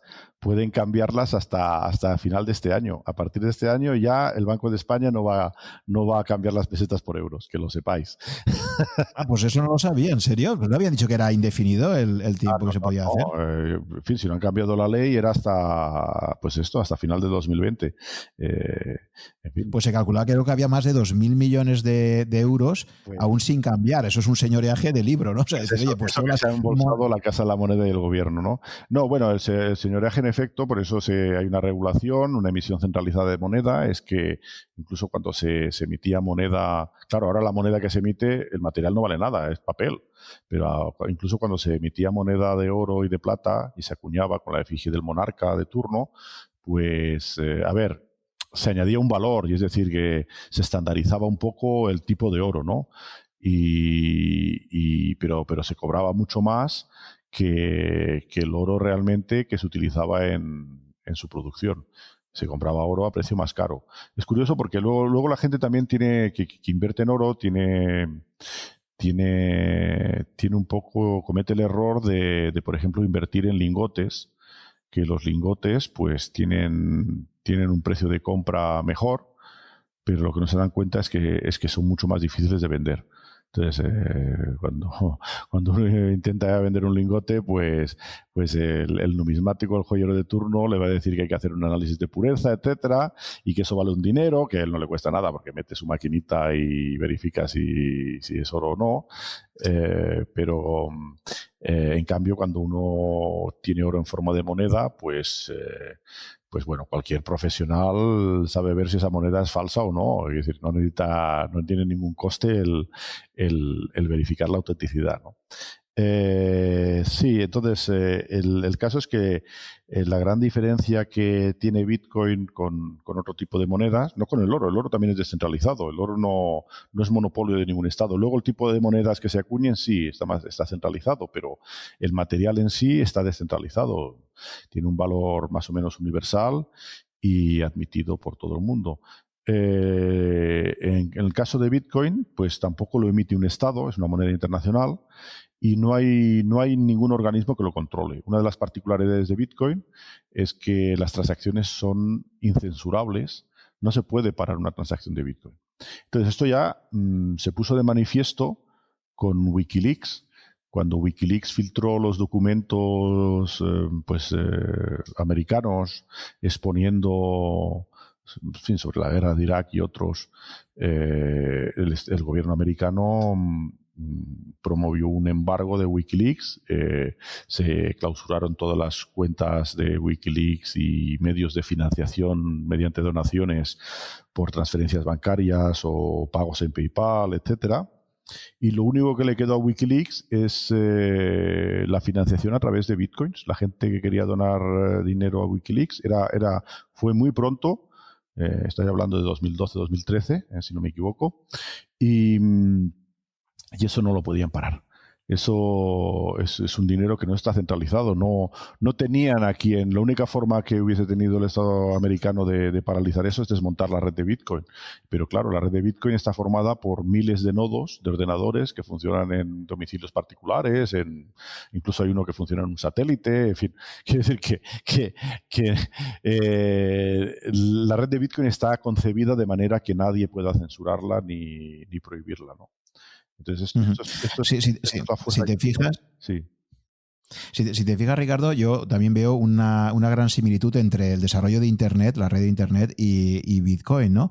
Y para mí tienen en común lo siguiente. Fíjate que en el caso de Internet sí que el origen es completamente diferente porque es un proyecto del gobierno norteamericano precisamente buscando el poder tener esa defensa, que no hubiera un ataque a un centro de mando suyo y que eso lo destruyera. Pero claro, fíjate que durante la fase inicial del desarrollo de Internet está durante muchísimo tiempo, digamos, no hizo ruido, se fue desarrollando poco a poco y llegó un momento ya en el cual efectivamente pues la cosa escapa a los gobiernos y se dan cuenta de que efectivamente en esa red circulan muchas más cosas de las que seguramente les gustaría controlar, ¿no? Pero ya ha pasado una masa crítica y ya no puede hacer nada. En Bitcoin pasa un poco lo mismo, ¿no? Al principio, cuando empieza, el sistema era extremadamente frágil, ahí sí que podía haber sido rápidamente cortado, pues como de momento han paralizado el proyecto de Libra, por ejemplo, ¿no? Pero a partir de un cierto momento, y por eso, por ejemplo, también comentaba Satoshi, creo que era en el 2010 o por ahí, cuando Wikileaks le pide empezar a poder pagar con bitcoins y dice, no es el momento aún de que no me leíais esta, porque si ahora permitís que en Wikileaks empiece a pagar con bitcoins, se le va a dar demasiada notoriedad y estamos aún en un momento de desarrollo muy, muy temprano y por lo tanto sí que hay bastante peligro aquí, ¿no? Pero claro, cuando esa red poco a poco se va desarrollando, llega un momento, pasa como un umbral, una masa crítica y a partir de ahí ya básicamente es imparable, ¿no? Sí, bueno, lo que pasa es que en efecto, en aquella época Satoshi, que participaba en el foro de Bitcoin Talk, lo manifestó, que era que constituía un peligro que Wikileaks recibiese donaciones en forma de Bitcoin, ¿no? Por la atención que eso aportaba a Bitcoin, que en ese momento estaba desarrollándose. Está bien el ejemplo que mencionas de Libra. Libra está promovido por una empresa, por Facebook, entonces claro, es trivial pararlo. Y además, no es ninguna sorpresa que el Banco Central Europeo y gobiernos como el francés, etcétera, han dicho que no iban a permitirlo, porque es una forma de dolarizar la economía europea, digamos, pues una injerencia extranjera en algo que consideran que la moneda oficial en Europa es el euro, ¿no? Ese ejemplo de proyecto no centralizado que es muy fácil de parar si se quiere parar. Entonces, con Bitcoin esto no ocurre y la fuerza de Bitcoin está en esa descentralización que es nueva. Es nueva, salvo que el oro también está descentralizado, pero porque bueno, el mismo oro se puede vender en todo el mundo, incluso sin permiso de nadie, siempre encontrarás a alguien que lo quiera comprar. Pero desde el punto de vista monetario, Bitcoin es electrónico además. Entonces se introduce unas novedades que son únicas a Bitcoin y que representan, tiene una antifragilidad respecto a cualquier guerra monetaria gubernamental que pudiese haber. Pues sí, los gobiernos pueden prohibir pagar con bitcoins, pueden prohibir a las empresas aceptar bitcoins, pero no van a poder hacer desaparecer el Bitcoin. Imposible. Entonces pueden dificultar las cosas mucho, pero de nuevo, si haces una orden estilo la orden de Roosevelt y lo haces ilegal, pues bueno, pues se va a circular por otros circuitos y ya está. Entonces, luego también lo que comentaba antes en 2013, que se asociaba, todavía toda una prensa negra sobre Bitcoin, se asociaba al dinero negro, al tráfico de drogas, etcétera, al terrorismo. A ver, todo tipo de dinero se ha utilizado para esas cosas, pero no es algo que sea particular a Bitcoin. Y además voy a decir más, en el caso de Bitcoin es mucho más fácil trazar las transacciones de Bitcoin que trazar las transacciones bancarias. En la blockchain está todo. Y de hecho, como lo demuestra el caso de Silk Road era el superstore de las drogas en el dark web, donde se vendían y compraban drogas con Bitcoin. Gracias a la blockchain de Bitcoin, pues pudieron localizar a vendedores y compradores, etcétera. Ahora ya las cosas se han sofisticado y se utiliza Monero, que es una moneda que tiene también una blockchain, pero es completamente intrazable, que es mucho más opaca que Bitcoin. De hecho, a mí me encantaría que los gobiernos adoptasen Bitcoin porque hacen sus presupuestos. Si trabajasen con Bitcoin, podríamos ver en la blockchain que cada partida de presupuesto se destina podríamos tener una transparencia total sobre dónde se destina estos bitcoins, ¿no? De hecho, es una forma. Lo único que es anónimo en Bitcoin es quien controla las claves de cada dirección. Pero dónde están los bitcoins, en qué dirección están, los puede ver cualquiera. Y es una transparencia importante y que creo que también es algo valioso. Es algo valioso. Y bueno, presentado, utilizado de la buena manera, aporta un valor a las cuentas de un Estado o de una empresa que podría ser completamente transparente de cómo utiliza sus bitcoins y hacer que la gente directamente pueda verificarlo, ¿no? Uh-huh.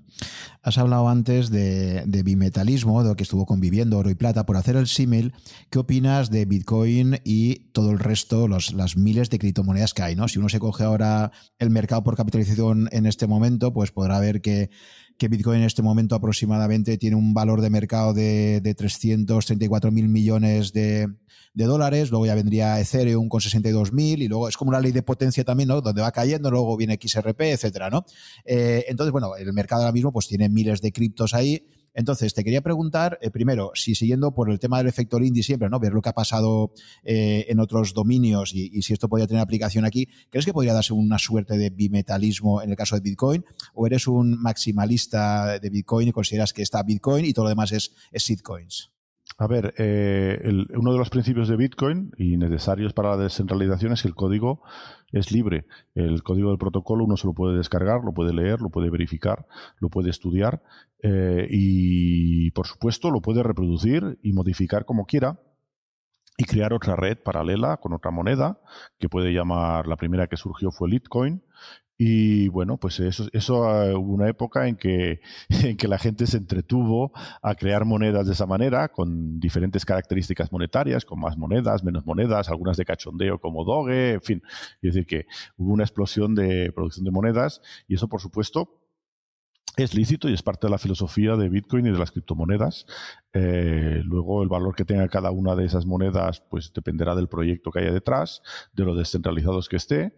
Y luego hubo un segundo capítulo donde ya no se utilizaba directamente el código de Bitcoin, sino que se escribía un nuevo protocolo, ¿no? Entonces, ahí surgió NXT, surgió Ethereum, en que, por ejemplo, en el caso de Ethereum, ya no se busca crear una moneda. La parte monetaria no es lo importante, sino es la característica que tiene Bitcoin de poder crear contratos inteligentes, smart contracts. De hecho, las transacciones de Bitcoin, además de transferir Bitcoins, lo que tienen, se les puede incluir instrucciones. Y al principio Bitcoin tenía bastantes instrucciones que se limitaron porque nos dimos cuenta que de hecho Bitcoin, las instrucciones que se introducían en Bitcoin podían dar lugar a fallos de seguridad, ¿no? Las instrucciones típicas lo que indicaban es que bajo qué condiciones se podían mover esos bitcoins. Entonces se podían poner con instrucciones condicionales, etcétera, con un lenguaje informático muy primitivo. Y entonces se decidió limitar eso para dar prioridad a la seguridad de Bitcoin y que nadie pudiese trampear el sistema mediante instrucciones y un smart contract de Bitcoin. El primero que inventa los smart contracts fue Satoshi creando Bitcoin, ¿no? Por ejemplo, entonces en Ethereum la filosofía es diferente, se potencia esa parte de smart contracts con un lenguaje, bueno, pues más completo, que es lo que se denomina Turing Complete, completo en el sentido de Turing. Entonces se pueden hacer bucles, se pueden hacer una serie de instrucciones más ricas que lo que hay en Bitcoin, pero ya pierde un poco el carácter monetario, tiene otra función. Entonces, a partir de ahí, de los smart contracts, se puede desarrollar como préstamos automáticos. Ahora lo que está de moda, que se está desarrollando, es lo que llamamos la DeFi, la Decentralized Finance, finanzas descentralizadas. Se están creando tokens varios que tienen diferentes tipos de funciones. Para el coleccionismo se pueden crear tokens NFT que certifican la autenticidad y corresponden a un objeto de colección físico. Se pueden crear también pues tokens que representan opciones y luego se ha desarrollado también toda una serie de programas de smart contracts que introducen pues lo que se llama automatic AMM, son automatic market makers, o DEX, que son exchanges descentralizados, ¿no? Hay todo un mundo muy experimental que se está desarrollando alrededor de los smart contracts. Luego, uno de los éxitos de Ethereum ha sido las ICOs. Igual que las IPOs en bolsa, pues las ICOs es un token que se crea para financiar un proyecto. Las IPOs en bolsa es diferente, ¿no? Es cuando una initial public offering es cuando una empresa entra a cotizar en bolsa. Las ICOs es initial coin offering es cuando se emite una moneda que representa unas partes en un proyecto. Y esas tokens se crean en Ethereum, pero ahora hay otras redes como EOS, etcétera, donde también tiene esas mismas funcionalidades, ¿no? Eso introduce pues nuevos parámetros que tienen un valor, pero ya estamos fuera del ámbito monetario. Eso ya es otra cosa.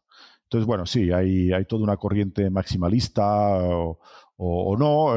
Lo que es un hecho es que la mayoría de monedas nuevas a largo plazo pasan a valer cero.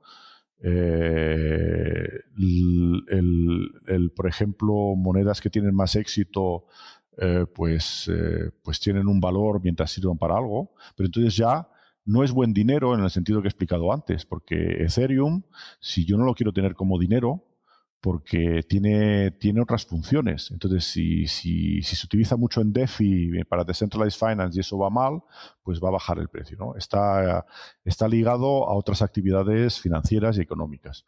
Que a lo mejor yo quiero tener Ethereum porque quiero operar en el mercado DeFi, ¿no?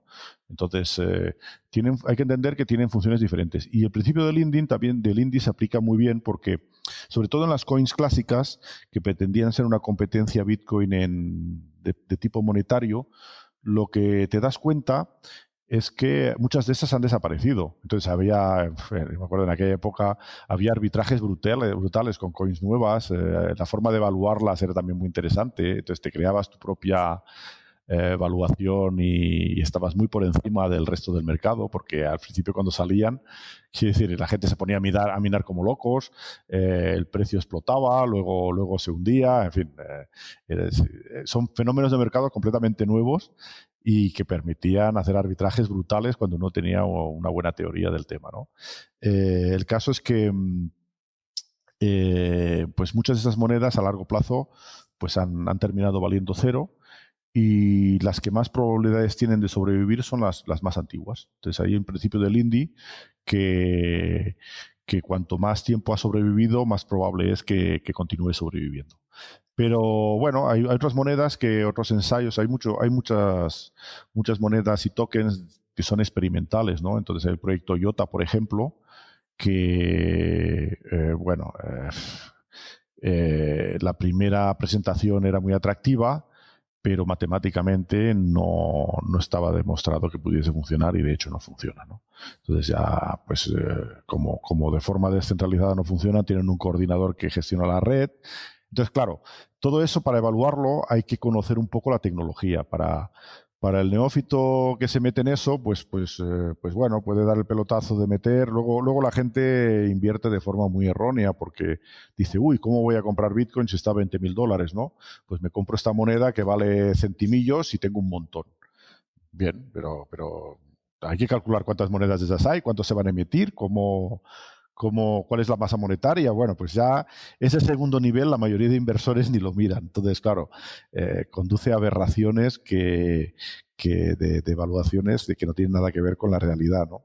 Entonces, no es nada fácil. Yo no aconsejo a nadie que empiece a invertir en criptomonedas que se meta en esos fregados sin haber estudiado muy a fondo el sistema, y requiere años de estudio.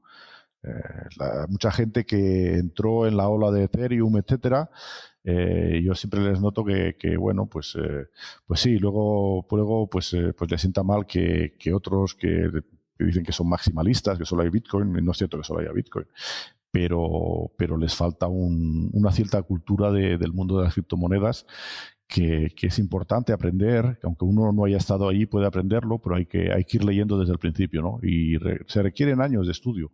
Y bueno, te tiene que gustar, por supuesto. No es algo que estudiarlo simplemente para invertir, pues a lo mejor no. Te tiene que gustar un poco la tecnología, crear tu propio nodo, ver cómo funcionan las cosas de forma directa, ¿no? Meter las manos, comprarse una Raspberry y montar un nodo de Bitcoin. Bueno, en fin, son este tipo de cosas que si eres un poco friki tecnológico te gusta hacer, y muchas veces no es lo mismo que el perfil del inversor medio. Pero entonces, por resumir un poco tu argumento, sería que tú crees que realmente lo que es dinero solamente puede ser Bitcoin a día de hoy, ¿no? Todo lo demás son... No, en absoluto, no. Hay otras monedas que también son buen dinero, ¿eh? Eso no lo he dicho y no lo pretendo. El Bitcoin es seguramente la criptomoneda que es mejor dinero que existe. Pero se pueden querer otras monedas que tienen otras características. Por ejemplo, he mencionado Monero, que es mucho más opaca, mucho más confidencial. Entonces, si uno tiene preferencia por lo confidencial, Monero es una buena moneda, superior a Bitcoin en ese sentido. Hay otras monedas que, por ejemplo, hay un protocolo mejor que el de Bitcoin, que se llama Mimblewimble, que, en fin, ya hay monedas que se han desarrollado con ese protocolo que también son más preservan más la privacidad. Entonces, bueno, diferentes monedas tienen diferentes características y pueden servir como moneda. Lo que es cierto es que la volatilidad es mayor en esas monedas más nuevas. Al mismo tiempo que la volatilidad decrece con el tiempo, para Bitcoin pasa con las otras monedas, ¿no? Entonces, Pero estas otras monedas, Ricardo, son realmente descentralizadas. O sea, han tenido un Satoshi detrás que no sabe, o es un proyecto con un grupo que lo está liderando. Claro, eso es una diferencia importante, ¿no? Pregunta. Hay monedas que están concebidas para estar descentralizadas. Entonces, siempre ha habido un equipo de desarrolladores que han programado el código, etcétera. La diferencia está en que eso se ha librado y ya ha tenido vida propia y no hay nadie, de hecho, no hay nadie que lo pueda parar, ni los desarrolladores mismos. Entonces es cuando está descentralizada. Hay otras monedas, por ejemplo, en Ethereum hay una fundación Ethereum que tiene un gran poder y, de hecho, en un cierto momento, cuando hubo un proyecto que fue el DAO, que programaron un smart contract que no era tan smart porque tenía un bug, un hacker, es decir, que no hacía lo que se pretendía que hiciese, y hubo alguien que se dio cuenta de que eso no funcionaba correctamente y, bueno, pues simplemente lo ejecutó de cierta manera para obtener un beneficio y recuperar no sé si había 150 millones de dólares, ya no me acuerdo exactamente, pero consiguió recuperar unos 50 millones de dólares. Y la fundación Ethereum decidió hacer un fork. A ver, hacer un fork es que tú invalidas ciertas transacciones y tú puedes hacerlo. El problema es que tú entonces creas dos monedas. Hay dos blockchains. La blockchain se divide en dos. Pero creó un fork para que el hacker no pudiese utilizar el dinero que había conseguido. Entonces, ellos decían que era robado. Bueno, hay diferentes interpretaciones porque al final lo único que hizo es seguir las reglas del protocolo, así que de hecho yo creo que en un juzgado sería difícil demostrar que había robado algo porque simplemente había ejecutado el código de una manera que la gente no se esperaba que se pudiese ejecutar.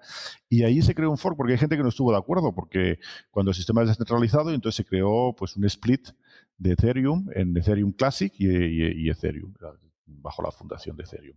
Entonces, bueno, pues precisamente luego también ha habido forks en Bitcoin porque ha habido divergencias entre cómo se tenía que mejorar el protocolo, y el más célebre fue cuando se quiso aumentar la capacidad de transacciones por segundo de Bitcoin creando bloques más grandes. Mucha gente estuvo en contra porque al crear bloques más grandes la blockchain crece más rápido y es mucho más difícil tener copias locales y por lo tanto hubo miles de nodos que garantizan la descentralización y se creó un fork entre Bcash, BCH y Bitcoin, ¿no? Entonces, los que tenían Bitcoins, de repente tenían Bitcoins y BCH. Bueno, tenían dos coins, pero luego unos vendieron unos porque pensaban que el bueno era el otro, etcétera. Bueno, eso ya son asuntos más complicados, pero son cosas muy interesantes, porque son muy divertidas, porque es la primera vez que ocurre algo de este tipo, ¿no? Pero bueno, por supuesto, la criptomoneda de referencia es Bitcoin. Lo demás es mucho más experimental, cosas que empiezan a tener más madurez. Luego también hay proyectos que intentan mejorar lo que es la Proof of Work. La Proof of Work es lo que consume energía de la red para darle seguridad. Y entonces he propuesto un protocolo de validación de bloques y de transacciones por Proof of Stake. En vez de utilizar energía, se utilizan coins que se tienen de esas mismas coins. Entonces hay que tener un stake de monedas hay que estar dentro de la red con ciertas monedas para poder validar bloques. No está demostrado matemáticamente que eso sea seguro, de hecho se sabe que no es seguro. No es seguro porque alguien que tenía una gran cantidad de coins en el pasado podría corromper la red. Y hay que pensar que estas monedas, si son descentralizadas, tienen que funcionar solas. Bitcoin es un bicho vivo que nadie controla. La forma que está concebido le da esa característica. Si modificas, lo curioso de Bitcoin también es que se ha intentado todo, ¿no? Modificar los diferentes parámetros y es muy difícil crear algo que sea significativamente diferente. No, eso es una suerte de darwinismo entre monedas donde habrá que ver a medio largo plazo lo que pasa. Pero entonces, ya digo, hay gente que comenta esto, que dice, bueno, pues igual que en su día estuvo MySpace como la red social por antonomasia, con una masa crítica y tal, y luego llegó Facebook y se la llevó por delante, hay gente que dice, no, ¿y quién me garantiza a mí que Bitcoin realmente no va a ser un nuevo MySpace y que luego va a aparecer un Facebook y se va a llevar la red por delante, ¿no? O sea, una cripto diferente que sea mejor, como tú decías, y que acabe imponiéndose. Un poco, ¿cómo ves tú este argumento? Eso es posible. Si hay alguien que crea una moneda que tiene características mejores, en particular la de descentralización de Bitcoin, pues es posible, pero yo lo dudo. Te voy a decir por qué. Lo que hizo Satoshi nadie lo ha vuelto a hacer. Satoshi creó el protocolo, creó el código y lo distribuyó libremente. Todos estos proyectos son fundaciones que piden una financiación y que lo hacen por beneficio propio. Ethereum incluido porque preminaron un 20% de las monedas. Entonces, eso ya le quita una gran parte de honestidad. Satoshi, durante el año 2009, el primer año de existencia de Bitcoin, era prácticamente de los pocos que minaba, que hacía funcionar la red. De hecho, se calcula que debió minar como 1 millón de bitcoins. Esos bitcoins nunca se han movido. Eso es una prueba de honestidad. También en el primer bloque grabó el titular de The Times para demostrar que no había preminado nada, ¿no? Entonces, si alguien de forma benévola y desinteresada crea una red nueva de forma pues que ni premina y a continuación se borra del mapa y tiene mejores propiedades, pues podría funcionar, podría ser algo mejor que Bitcoin. Y bueno, es una libre competencia de monedas. Como tú bien dices, es un mundo darwinista donde la mejor moneda ganará, ¿de acuerdo? Y bueno, yo eso no veo ningún problema. Yo si veo una moneda que es mejor de Bitcoin, pues no tengo ningún problema en vender mis Bitcoins y comprar la otra. Eso cada cual tiene que tomar sus decisiones. Claro, si veo una moneda como Bitcoin Cash, donde el promotor principal es el tipo que es el propietario de Bitcoin.com y que todo está orientado para obtener un beneficio propio, creando la confusión entre una moneda y otra, pues bueno, pues eso ya me doy cuenta que eso no es como ha actuado Satoshi y sé lo que prefiero. Que a veces incluso lo más honesto no es lo más comercial, también puede ocurrir. Es decir, que una moneda puede tener las mejores características, etcétera, y el mercado no la adopta. Fijaros que hay una cosa curiosa, que Bitcoin no necesita hacer marketing. Todos estos proyectos de ICOs, etcétera, muchas veces se basan en marketing, en grupos de Telegram, en gente que pagan para que lo promuevan. Otra moneda que yo calificaría de scam es Ripple, porque bueno, pues está todo preminado inicialmente. Entonces, bueno, pues en fin, cada uno tiene que evaluar correctamente en lo que se mete, ¿no? Entonces, yo por supuesto no doy ningún consejo financiero, sino simplemente que la gente se lo estudie y que sepa a quién escuchar y que tenga un criterio propio sobre el tema. Es algo que requiere, para hacerlo de forma profesional, bastante estudio y mucha dedicación. Pero bueno, luego hay cosas bastante seguras. Entonces, por ejemplo, el principio del INDI, pues si uno invierte en las monedas un poco descentralizadas, más antiguas y tal, pues tiene ciertas garantías de durabilidad en el tiempo, ¿no? Uh-huh.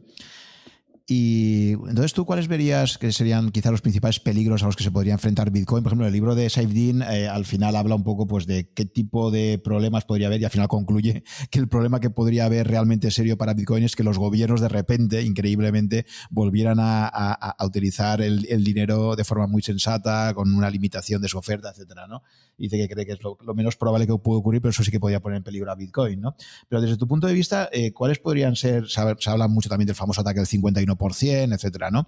Desde tu punto de vista, ¿cuáles podrían ser quizás los principales peligros y si crees que realmente no son tales peligros? Bueno, ahora al principio cuando empezó la red, pues había muchos peligros que eran mucho más realistas. Entonces al principio había bugs en el código, se fueron corrigiendo. Lo que es fantástico de Bitcoin es que también tiene una propiedad de que si hay un problema, por ejemplo, en el código, se puede corregir fácilmente. Y, por ejemplo, bueno, quiero decir que nosotros mismos hemos detectado problemas que hay en el código. Entonces, por ejemplo, la fórmula de ajuste de dificultad no es correcta. Se puede mejorar y permite lo que se llama selfish mining. Es decir, que yo desde hace 4 o 5 años trabajo, bueno, pues una parte de mi investigación es sobre problemas matemáticos de seguridad en Bitcoin y criptomonedas, ¿no? Y, por ejemplo, una de las cosas que hicimos con mi colega y colaborador Cyril Grosjean en París fue corregir la parte matemática del Bitcoin Paper. Hay una sección 11 donde hace un cálculo de probabilidades de éxito de un ataque de doble gasto. Y el caso es que hemos ido desarrollando unas técnicas para evaluar la rentabilidad de diferentes ataques y, por ejemplo, nos hemos dado cuenta que la fórmula de ajuste de dificultad no es correcta porque no tiene en cuenta, solamente tiene en cuenta los bloques validados, pero no los bloques órfanos que pueda tener la red, ¿no? Hay formas de mejorarlo. De momento eso no pone en peligro a la red de Bitcoin porque si alguien intentase explotarlo podría detectar rápidamente y corregir. Pero por supuesto, puede haber también problemas en los algoritmos criptográficos, porque sabemos, en criptografía ocurre que ciertos algoritmos, pues se presupone que tienen unas condiciones de seguridad que se verifican de forma empírica, pero no está demostrado matemáticamente. Entonces, típicamente las firmas en curvas elípticas, los algoritmos de hash, eso puede quedar obsoleto en un momento dado, pero ahí también se subsana fácilmente, pues reemplazándolos por nuevos algoritmos que no tengan debilidades, ¿no? Hay gente que habla de computación cuántica, entonces a mí me da mucha risa porque, bueno, a ver, no quiero ser irrespetuoso, pero en fin, que mucho físico que sabe muy bien cómo obtener fondos públicos para proyectos fantasiosos. Los ordenadores cuánticos ni existen ni van a existir en corto plazo por razones físicas. Porque, bueno, el principio de un ordenador cuántico es que sitúas el sistema en un estado cuántico que te resuelve un algoritmo de forma instantánea, pero para eso hay que proponer una forma de hacerlo y gastar una energía, etcétera. Bueno, hay razones de tipo fundamental por las cuales los ordenadores cuánticos son una construcción teórica más que práctica. Pero incluso poniéndonos muy a malas, imaginando que pudiese existir un algoritmo cuántico que pudiese romper ciertos algoritmos criptográficos. Algunos no los puede romper un algoritmo cuántico, por ejemplo el hash no lo puede romper, pero incluso suponiendo que pudiesen romper las firmas de curvas elípticas, sería fácil cambiar esos algoritmos por unos que fuesen lo que se llama quantum resistentes a ordenadores cuánticos. Bueno, ahí desde el punto de vista técnico son los problemas que podría haber, que conforme pasa el tiempo, pues se va demostrando que bueno, cada vez la probabilidad de que surja un problema de ese tipo es menor. Luego hay problemas de tipo regulatorio, que, bueno, pues la regulación, pues como cuando era Internet al principio, que era, como sabemos, completamente libre y no regulado. Los estados van a intentar regularlo, lo cual puede ser beneficioso o perjudicial para Bitcoin y las criptomonedas en general. El poder de los reguladores, bueno, pues está limitado a lo que puedan regular. Yo siempre he dicho que un regulador puede regular lo que quiera, pero no va a poder regular que 2 más 2 es 5. 2 más 2 va a ser 4 siempre. y ni van a poder regular la ley de la gravedad, ni... Sí, creo que comentabas en alguna otra conversación que en un estado de Estados Unidos quisieron poner por decreto que el número pi era 314 y ya está, y se acababa, y no tenía más décimo. Duró poco esa ley, porque bueno, sí, hombre, sería fantástico que el número pi fuese 3,14 y nos simplificaban los cálculos y la vida, pero la realidad es diferente. Y bueno, a veces sí, a veces los reguladores viven un poco en un mundo fantástico y se piensa que tienen un poder absoluto, pero está claro que las matemáticas no se pueden regular como a uno se le antoje, ¿de acuerdo? Bien, pues entonces hay una limitación de la regulación. Luego podrán establecer pues regulaciones para el comercio, la fiscalidad, etcétera, en cada país. Luego si se ponen de acuerdo muchos, pues en la Comunidad Europea, etcétera. Pero bueno, yo a los reguladores también les recomendaría que si quieren regular temas financieros, pues empiecen mirando en los paraísos fiscales, etcétera, que bueno, al fin y al cabo me parece muy hipócrita todo este tipo de regulaciones draconianas en nuestros países cuando la gente que tiene dinero de verdad los tiene en paraísos fiscales, ¿no? Quiere decir que es un poco absurdo, me parece. Que es un poco hipócrita en el fondo. Sí, y luego ya para ir finalizando, hay otro tema también interesante. Hay mucha gente que critica Bitcoin porque dice que, bueno, pues que es una red inherentemente lenta, que no sirve para hacer transacciones pequeñas, etcétera. Y creo que sobre esto, el enfoque que se está planteando ahora, pues igual que pasó en su día con el oro y luego se montó toda una estructura a partir del oro, ¿no? Con los depósitos, los certificados, etcétera. Ahora se está montando la red Lightning, ¿no? Que es una red que va, una segunda capa que va sobre Bitcoin y que es la que sí que podría permitir realizar transacciones con mucha mayor agilidad. Sí, correcto. ¿Nos puedes contar un poquito de esto de Lightning y vuestra contribución, que también sé que habéis estado trabajando ahí? Sí, bueno, te agradezco las preguntas porque estamos hablando de las buenas propiedades de Bitcoin, pero también tiene malas propiedades y hay que hablar de ellas. Sin duda, la capacidad de Bitcoin de 7 transacciones por segundo no es suficiente para sostener una moneda electrónica a nivel mundial, ¿no? Entonces hay un problema ahí sobre el que trabajar, que no es fácil de resolver. Hay otros problemas en Bitcoin, por ejemplo, la volatilidad que tiene. Una buena moneda no tiene que tener tanta volatilidad. Hay un problema de fungibilidad. Dos bitcoins no son equivalentes porque tienen un histórico, ¿de acuerdo? Entonces, por ejemplo, los bitcoins que son robados se pueden seguir. Entonces, no es lo mismo un bitcoin que otro. Bitcoin tiene problemas, sin duda. Entonces, se trabaja para resolver ciertos problemas. Entonces, como todo, tiene sus puntos fuertes, sus puntos débiles. Uno de los puntos débiles es precisamente la capacidad de la red para procesar transacciones por segundo. En eso también hemos trabajado con Cyril en el protocolo. Entonces, Lightning consiste en algo que ya nos dimos cuenta muchos hace tiempo que se podían establecer canales de pago seguros. Es decir, que si yo, por ejemplo, efectúo transacciones contigo, podemos abrirnos un canal de pago de Bitcoin donde podemos intercambiar Bitcoins a la velocidad que queramos libremente sin pasar por la blockchain y sin que ninguno de los dos pueda hacer trampas. En cierta manera, se bloquean una cantidad de Bitcoins en la blockchain de Bitcoin y la condición para desbloquearlo tenemos que firmarlas las dos. Entonces, entre nosotros podemos firmarnos transacciones propias y en el momento en que quedamos deshacer el canal de pago, pues recuperamos el balance de bitcoins que nos quede, ¿de acuerdo? Y eso es fantástico porque puedes operar con alguien de forma anónima y a la velocidad que quieras. Lo más fantástico del tema es que se descubrió que esos canales de pago se podían componer. Entonces, si yo tengo un canal de pago con fulanito que tiene un canal de pago contigo, no me hace falta establecer un canal de pago contigo. Puedo pagarte a través de fulanito. Y la composición de esos canales de pago puede componerse varios canales de pago. Entonces, lo único que me hace falta para hacer una transacción con alguien es que tenga un canal de pago abierto, una cadena de canales de pago que lleguen hasta él. Genial. Entonces, ya está. Ahí podemos construir una segunda capa de los canales de pago de Bitcoin, donde vamos a poder hacer transacciones instantáneas y tan rápido como queramos, y se puede utilizar como una tarjeta Visa para hacer pagos. Entonces, los vendedores, ya se está implementando, se está desarrollando.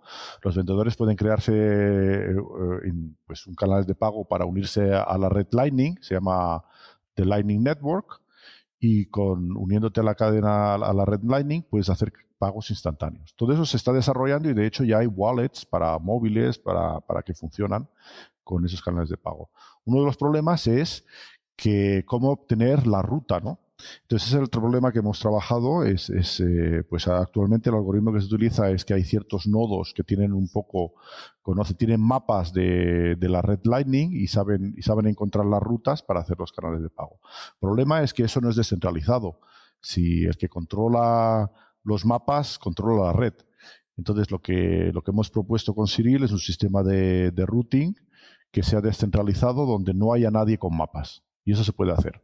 De hecho, aún no se ha implementado, pero yo pienso que es un proyecto muy interesante. Y bueno, pues como hay otros proyectos para mejorar las propiedades de Bitcoin y hacer algo que sea escalable a nivel planetario. Y en eso estamos trabajando. Como decía Hal Finney, pues me gustaría vivir 500 años más para ver lo que hemos creado. Súper interesante, Ricardo. Hay también un tema, y con esto ya casi tenemos en la parte final ya, que llevamos mucho tiempo.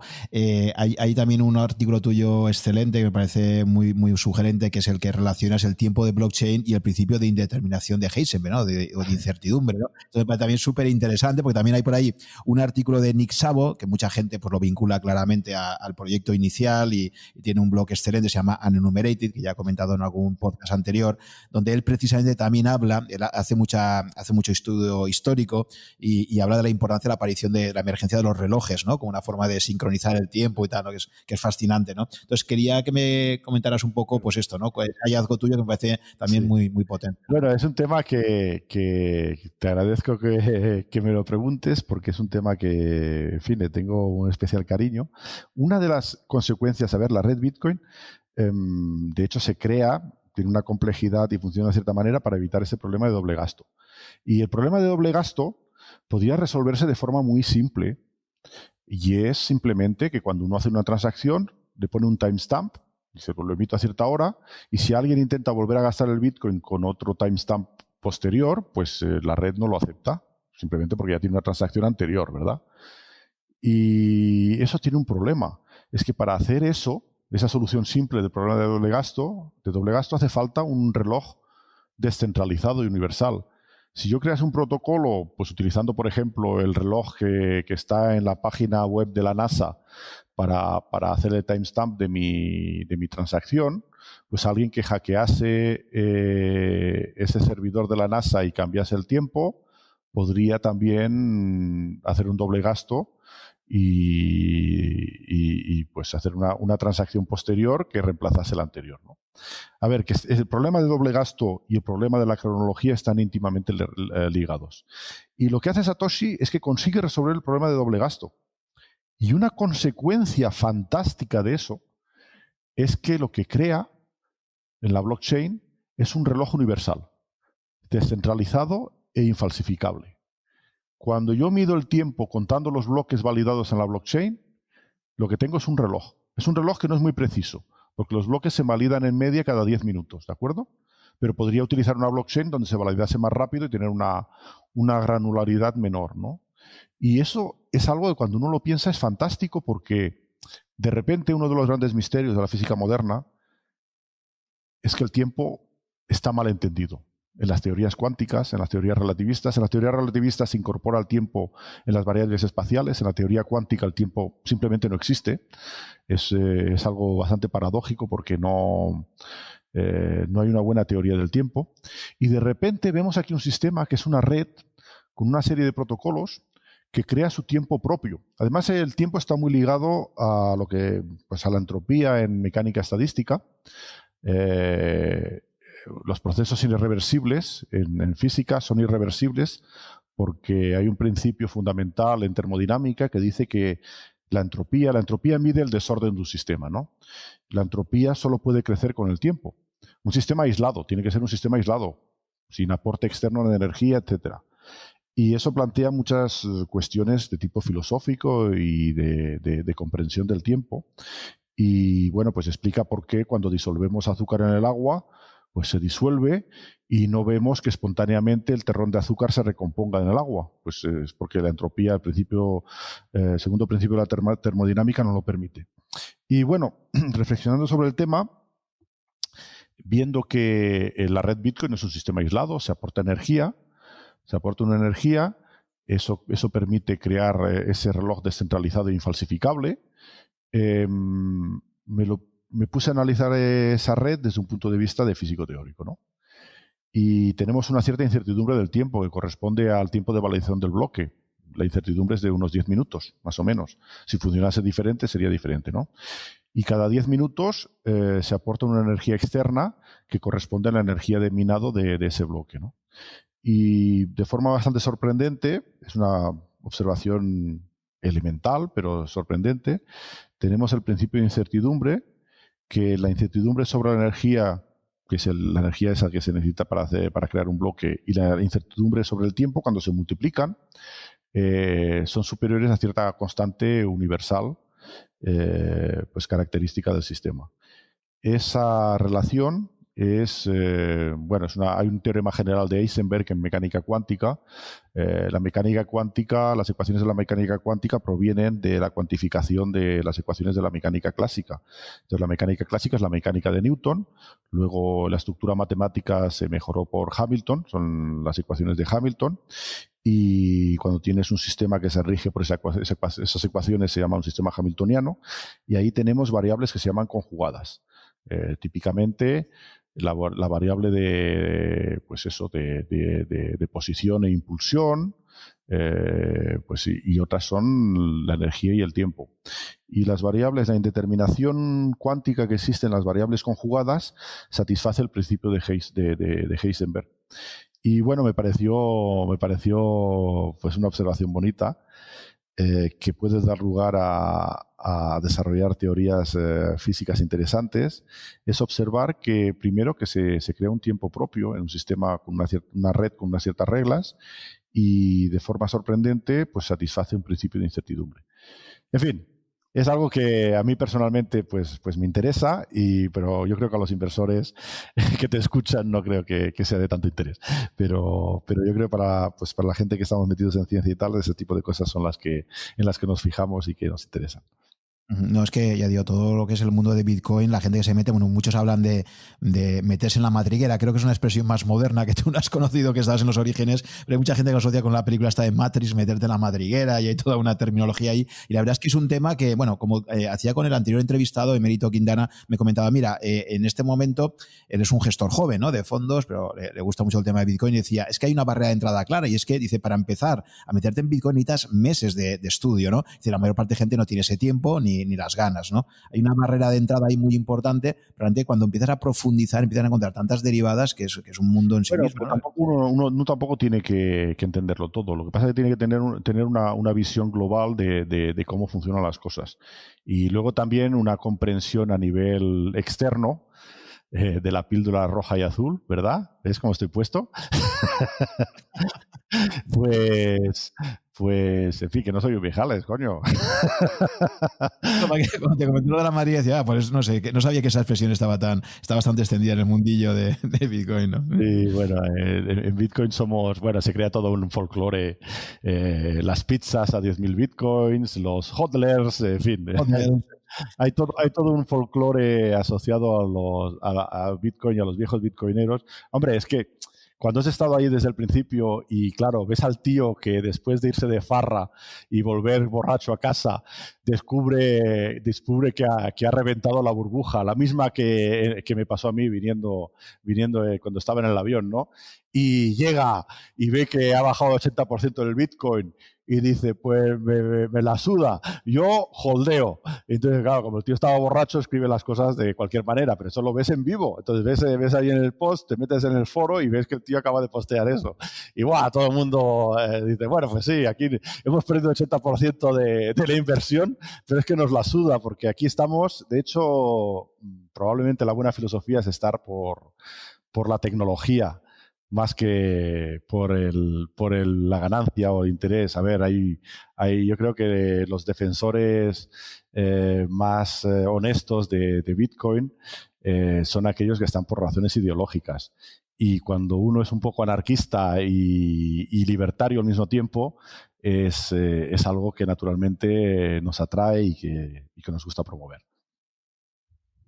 Muy bien, Ricardo, pues ya para cerrar esta apasionante conversación, te quería preguntar, como hago siempre, por libros que nos recomiendes, ¿no? Bueno, pues primero echaría un vistazo al Bitcoin Paper, ver un poco de qué va el tema desde el principio. Y luego hay mucha información en Internet. Hay una wiki de Bitcoin donde hay un montón, se puede hasta ir a los detalles del formateo de transacciones, etcétera. Si uno le interesa el aspecto técnico, hay todos los algoritmos criptográficos que son interesantes para mirar, pero es importante entender las innovaciones que aportan nuevas monedas. Y luego también desde el punto de vista financiero se puede combinar. Entonces ahora mismo todo el tema DeFi, de Decentralized Finance, es muy apasionante. Hay que entender cómo funciona. Hay que entender que es algo puramente experimental. Hay que entender también que se puede obtener beneficios enormes tradeando las múltiples oportunidades de arbitraje que existen. Pero solamente con ese objetivo no se va a obtener nada. Hay que entender un poco el contexto de todo eso. Y sobre todo hay diferentes canales que seguir, hay podcasts interesantes, en fin, hay de diferentes niveles técnicos, más especializados y menos. Depende de cada perfil particular. El libro de Saifedan que has comentado, por ejemplo, es bueno para entender, para situar a Bitcoin y las criptomonedas en el ámbito monetario. Y bueno, lo que digo siempre también es aprovechar el background que tiene uno, ¿no? Si uno ha tenido una afición numismática y conoce de monedas y tal, pues seguramente a través de sus conocimientos de monedas va a poder interpretar muchas cosas de las que ve en el mundo de las criptomonedas. En fin, hay mucha literatura. Es importante seleccionar los textos buenos. De hecho, yo escribí un par de artículos de survey. Hay un artículo que es Bitcoin and Decentralized Platforms. A ver, está en inglés, está publicado por la newsletter de la Sociedad Matemática Europea y pues lo podéis descargar de mi página web directamente. Y luego tengo otro artículo sobre las matemáticas de Bitcoin, que también es así, pues más bien un survey. El primero, sobre todo, yo creo que es importante porque aunque esté publicado en la revista de una sociedad matemática, insisto mucho sobre el aspecto monetario. Y ahí, bueno, pues os puede servir un poco como introducción a los aspectos monetarios de las criptomonedas, ¿no? Y bueno, si no, en fin, si me escribís y tal, no tengo ningún inconveniente en responder a vuestras dudas en ese sentido, ¿no? Es decir, que es un mundo muy, muy complejo, muy vasto, y hay que elegir un poco el camino en el que uno se siente más confortable aprendiendo. Yo creo que también es importante tener curiosidad. Es decir, que surge algo nuevo, pues uno le echa un vistazo, ¿no?